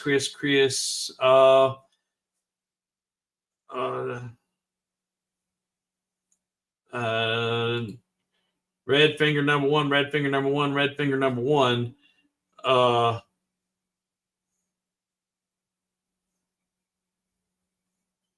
Okay, Santa file came across. Yeah, so it didn't work. Yeah, I don't know what that is. I just said zip the. I've never tried to zip a LightBurn art library before. Kevin said he got it to load. All right, and my phone's going crazy. So some of you have been impatient and y'all have already started downloading it. And Kevin said he got it to work. Kevin, can you confirm that, yes, you have loaded a successful Santa art library? Not just that you got it to download, but have you downloaded it and installed it in LightBurn? And Dwight says it works. Okay. All right. Well, it loaded into the art library and you're seeing good images. Everything works. All right, good. All right. So have at it, guys and gals. Go at it. Go, go, go, go, go. I'm going to leave that up there. I'm not going to take it down. So if you're watching the replay, it's still there. All right. Yep, it works. Just had an odd part to zip name. Yeah, I just clicked on the art library and said, you compressed a zip folder. All right.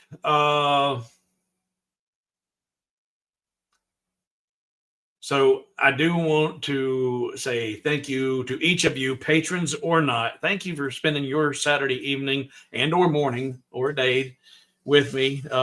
Some of you have been here twice today, and thank you. Thank you. Your support does mean the world. If you have not subscribed to the new channel, Hobo with Wood Chips, that is the CNC file, Hobo with Wood Chips, do me a favor.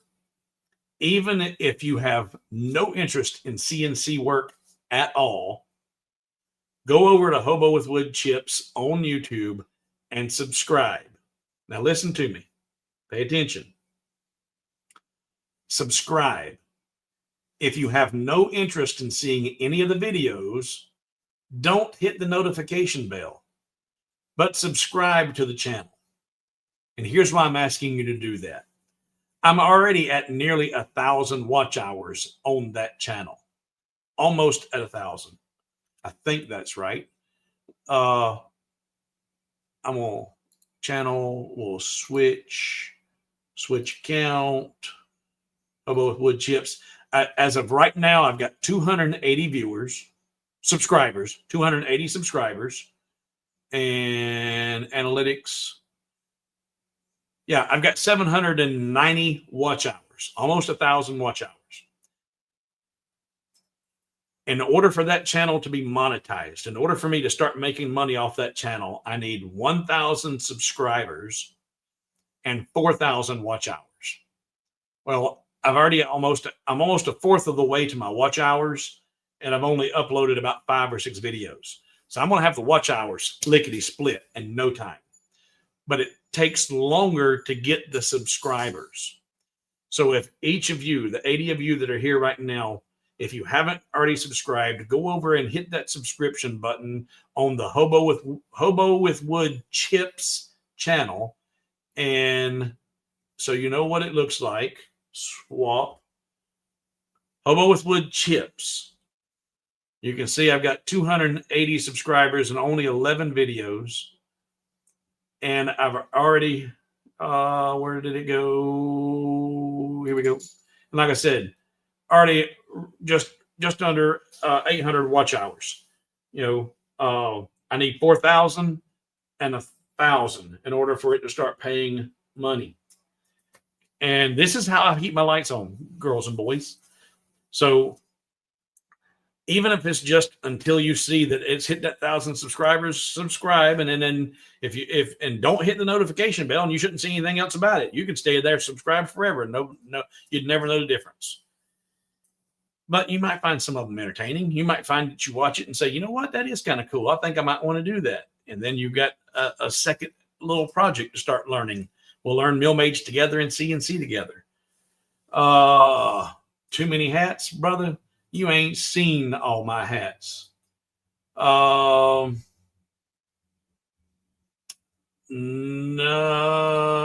sale. No sale.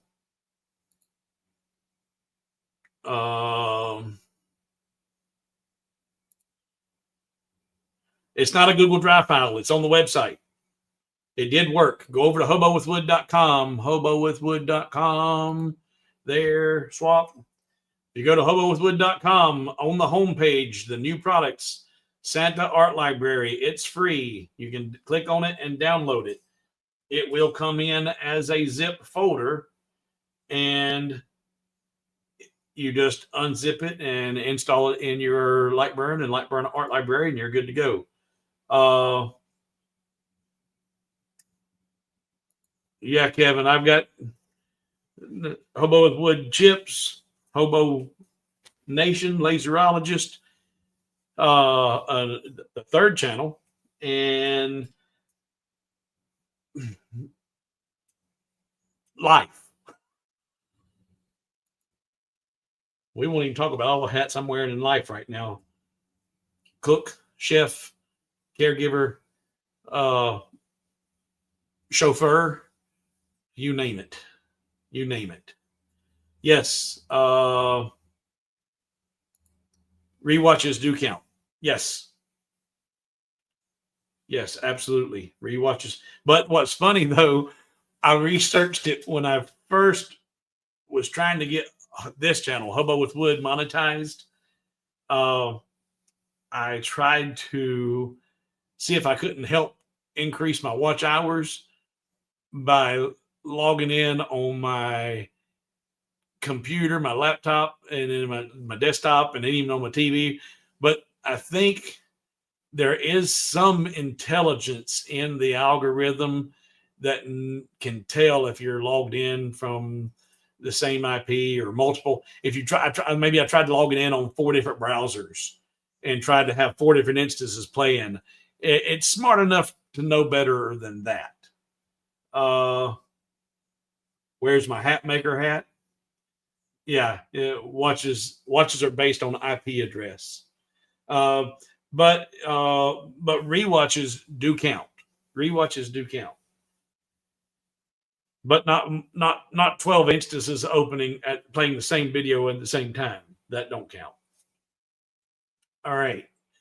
So thank you guys for hanging out, and gals. And when I say guys, it's, who was it? Was it JD that made a comment like that? And one of the reporters got all huffy.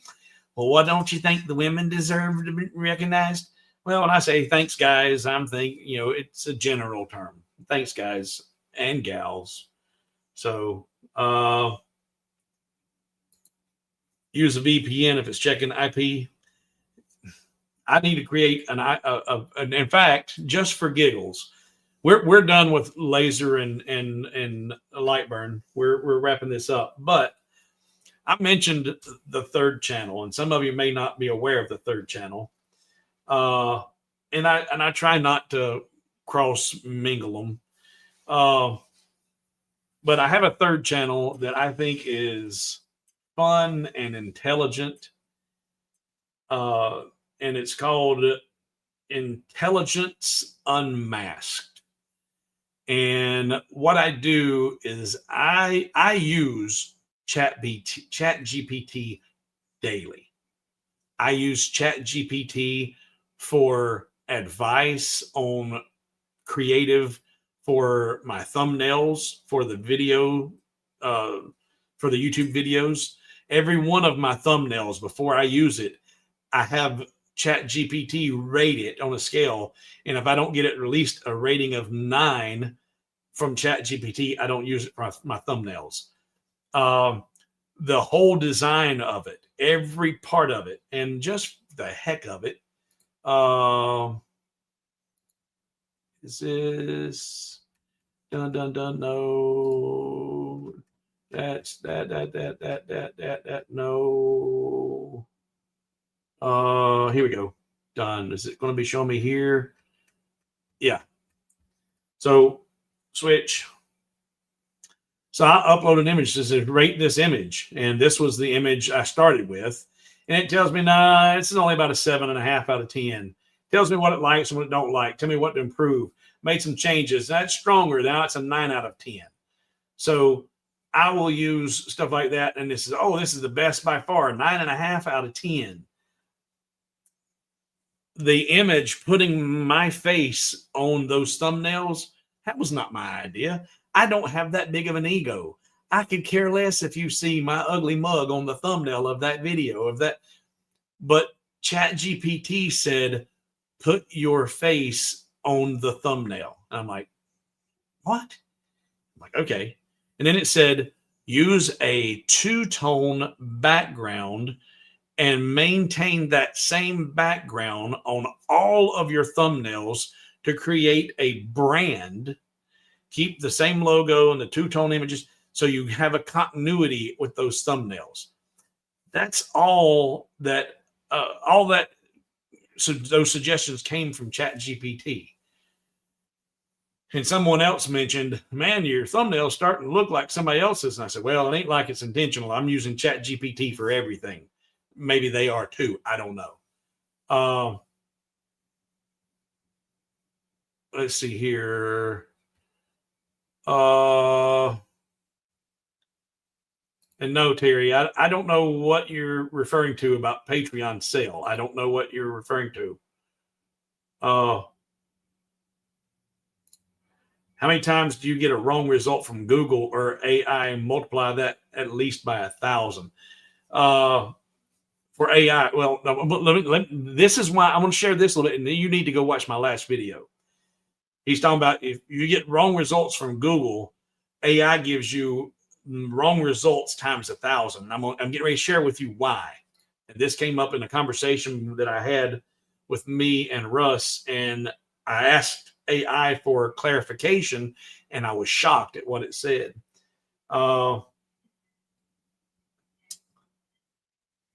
So I was asking it about my editing software. I'm trying to get some better music for the opening of Chips and Chat Live. And I'm using a bluegrass, theme to it. And I kind of like that for Chips and Chat, and for the Chips and Chat, or the Hobo with Wood Chips videos. So I asked ChatGPT, can you write me a 30-second intro, bluegrass, instrumental, banjo, and some good licks, some Appalachian bluegrass? And it said, yes, I can. said, well, please do.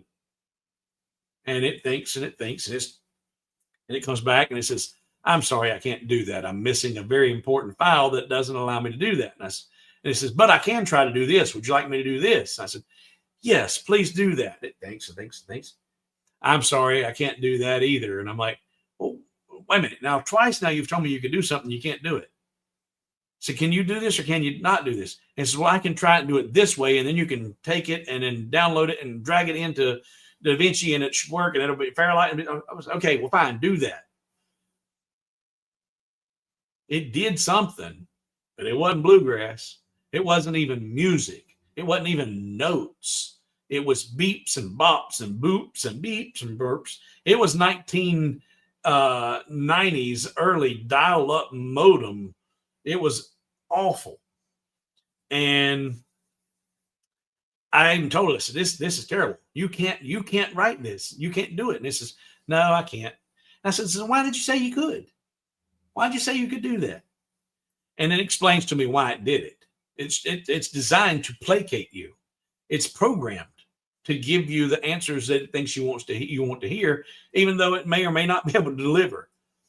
But in a more interesting conversation, I asked it about something, about a meme that I seen, and I said, hey, do a little fact checking on this. And it's, well, this is partially true.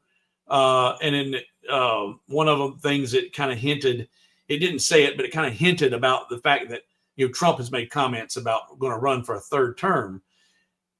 And so I asked it, and it said, well, this meme it's partially true. And I said, well, then how exactly is Trump going to run again? And it said, well, Trump's only served after the election of 2016. It told me Trump was only elected once. ChatGPT told me Trump had only been elected one time so he could run again. And I said, what's today's date? And it told me. And I said, who's the current president? And it thought for a second. And then it had, and you can see on the screen that it's got to go, what it's doing. And it had to go out into the web. It goes into a Google. It went and did a Google search to find out who the president was because it didn't know. And then it came back and said, I'm sorry, I misspoke. Trump is the current president, and he served in 2016. So he has had 2 terms. And then I said, I think you're a Trump denier because it constantly refuses to acknowledge anything that is current term related. And here's why. And here's why it lies to you. And here's why it doesn't give you accurate information. And it told me this. All of its information, all of its knowledge, everything that it knows is it learned on a database prior to 2024. Anything that it has to answer that happened since 2024, it can only answer under one of 2 conditions. If it's a physical law, like what's 2 + 2? Well, that answer don't change. But if it's a current event, it cannot answer anything after 2024. It has to go out and research it and look on the internet and find an answer for you. So it's no different than you just doing a Google search.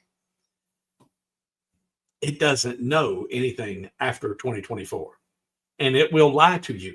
And it admits flat out that it'll lie to you. But intelligence unmasked.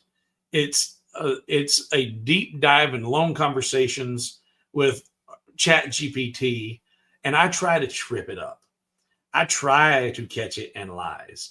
And in the first couple of videos, I had certain rules that I gave it that would prevent it from lying and forbid it from lying. And when it was trying to tell a lie, it couldn't. And instead of telling the lie, it had to say the word Pinocchio.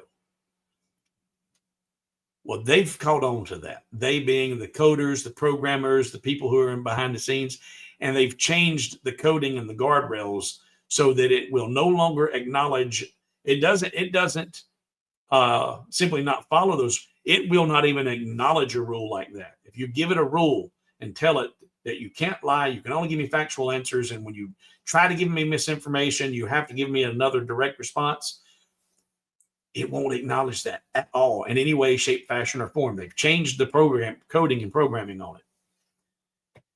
So I had to rethink how because I try to have logic-based conversations, strictly logic, and I have some fun with it sometimes. So Intelligence Unmasked, if you like to watch two dummies argue. I'm one dummy, and Intelligence AI or Chat GPT is the other dummy. All right.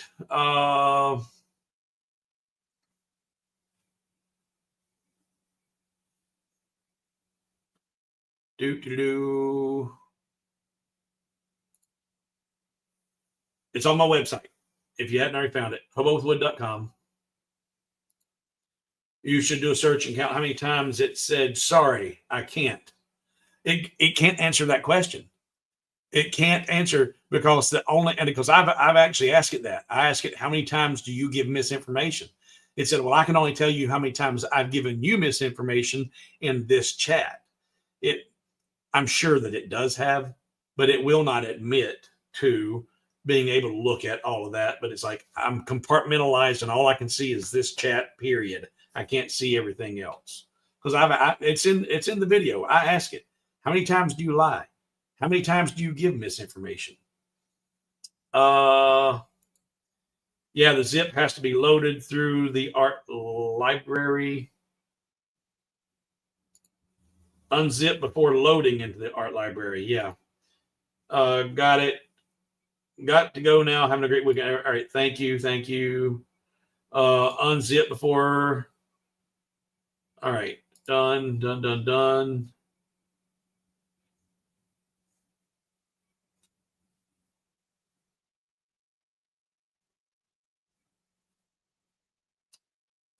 Not familiar with that one. So anyway, boys and girls, not convicted or not convinced on the whole AI world, but like how you challenge it. I love challenging it. I was not on the debate team because I don't think anybody in our class was smart enough to be on any debate team. But if we had a debate team, I think I probably would have been the captain of the debate team. I love to challenge. Question everything is my motto. Accept nothing at face value and question everything. Okay. Go subscribe to Hobo with Wood Chips. Get those subscription numbers up. Download this file. And I will see you guys in the next video. If you do not have the dog art library, send me an email if you haven't already. I'll help. And Wayne was the one who was having a problem getting logged into Patreon. I will get with you, Wayne.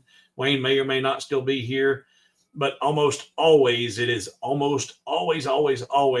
people are using the wrong emails to try and get logged in. All right. Everybody have a good night. Enjoy the rest of your weekend, and we will see you next week on Hobo with Wood and Hobo with Wood Chips.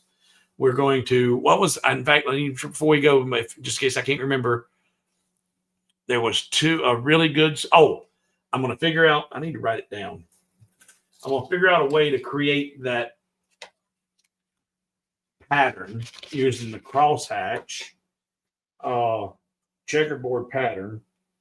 So crosshatch pattern. And then I need to test a theory I have on the CNC for the probe and for material thickness. Yep. I'm going to see the Argyle and the Gingham. In fact, just for giggles, or Google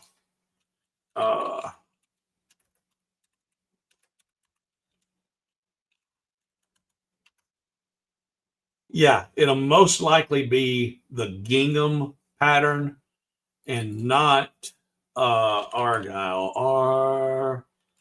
Argyle. Yeah, not Argyle. Argyle you could do, but it would take at least three different layers, and it would be an inverted argyle. So argyle is this, and for each of those colors, it'd have to be a separate layer, and you would not be able to, where these have got the white lines going through the argyle, I don't know of an easy way to do that, but you could easily do that with black lines. So that's why I say it'd be an inverted argyle. But the gingham, that will be an absolute piece of cake, I think, to do with just 2 layers. I think. No, it ain't gonna be a piece of cake. That's gonna be a challenge too, because there's actually 3 colors there. That light and then the dark is created by the light again overlapping itself. So, but then the white, having that white gap in between them is going to be a little bit challenging. The white lines do a power setting of 0, but you're going to have, this would be one power setting that overlaps itself to create the darker image. But how would you get the spacing?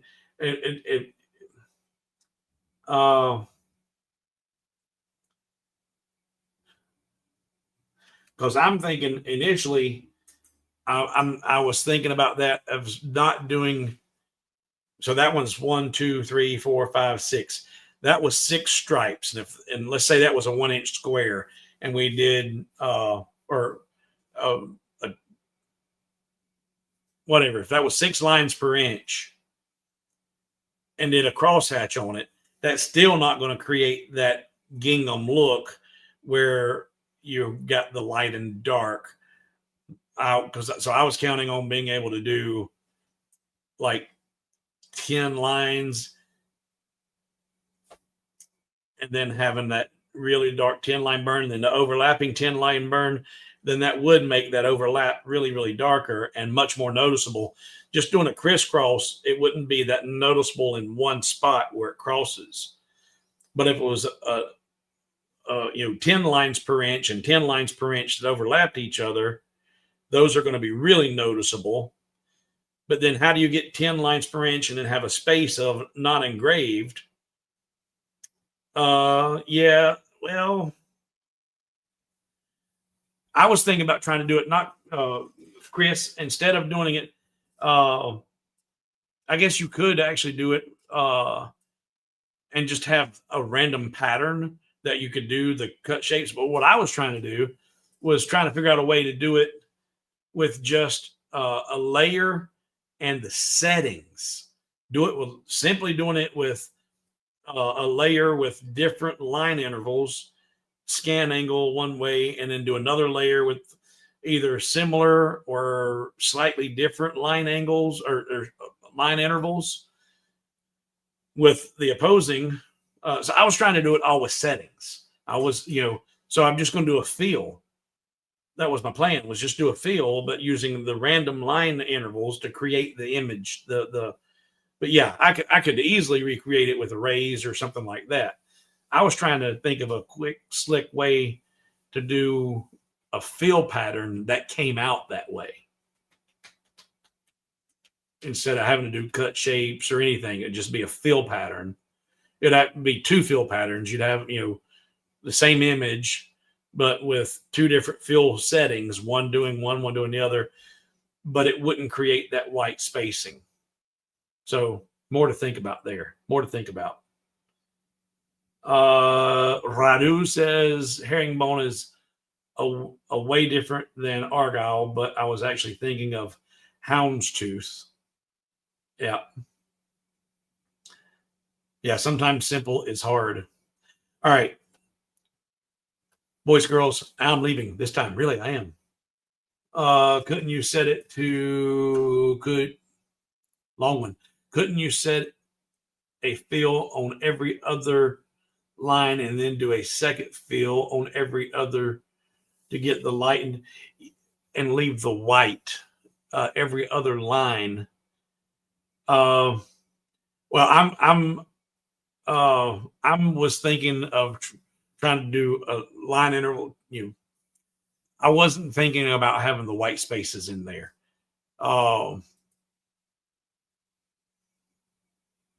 That escaped me. I'll play with it. Squirrel, I'll play with it.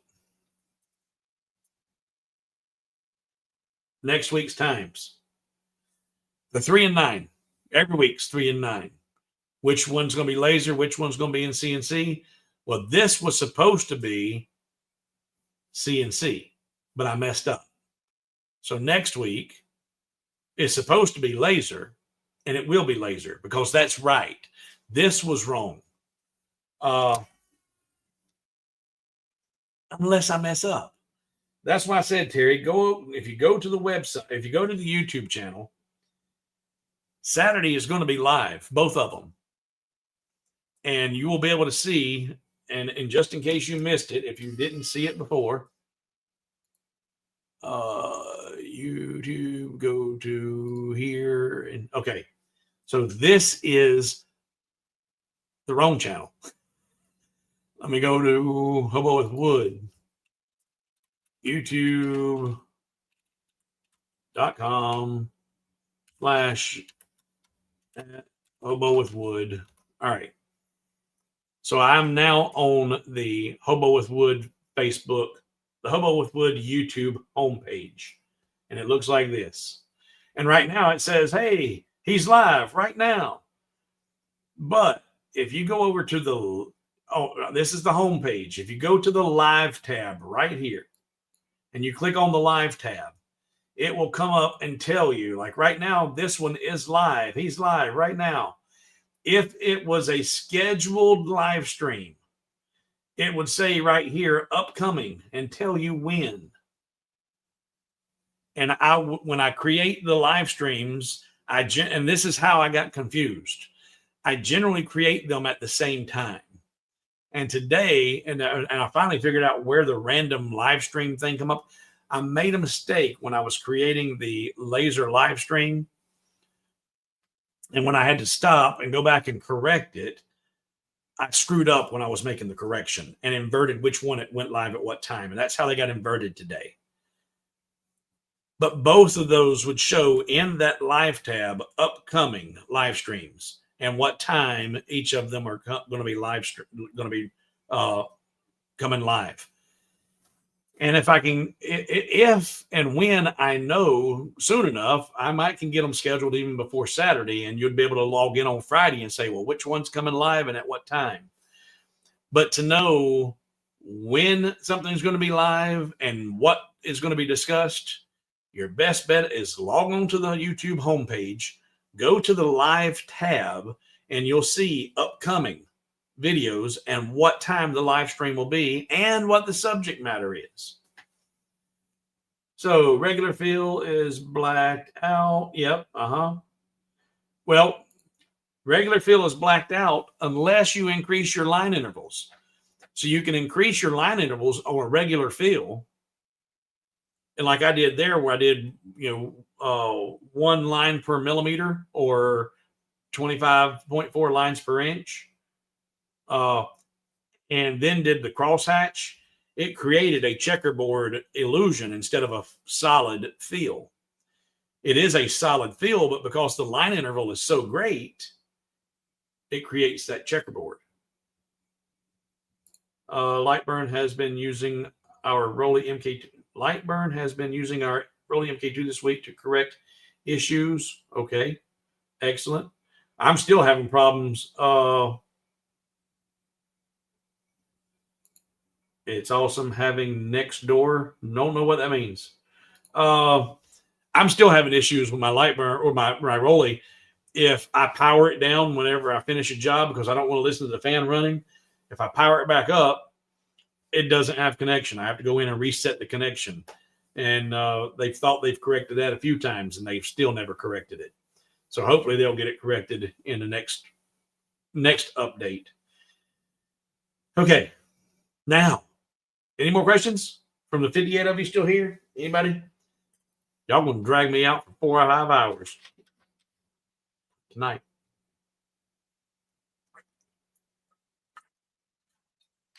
Okay. Thank you. Thank you for being here. Subscribe to Hobo with Wood Chips. Help me get those numbers up and get that channel monetized. Go over and check out Intelligence Unmasked. I don't think it will ever get monetized, but they're interesting videos to watch. If you haven't seen it, I had a logical conversation with it that proved logically the planes, if there were any, that crashed into the towers on 9/11 that brought down the Twin Towers actually had nothing to do with the collapse of the World Trade Centers. From a logical standpoint,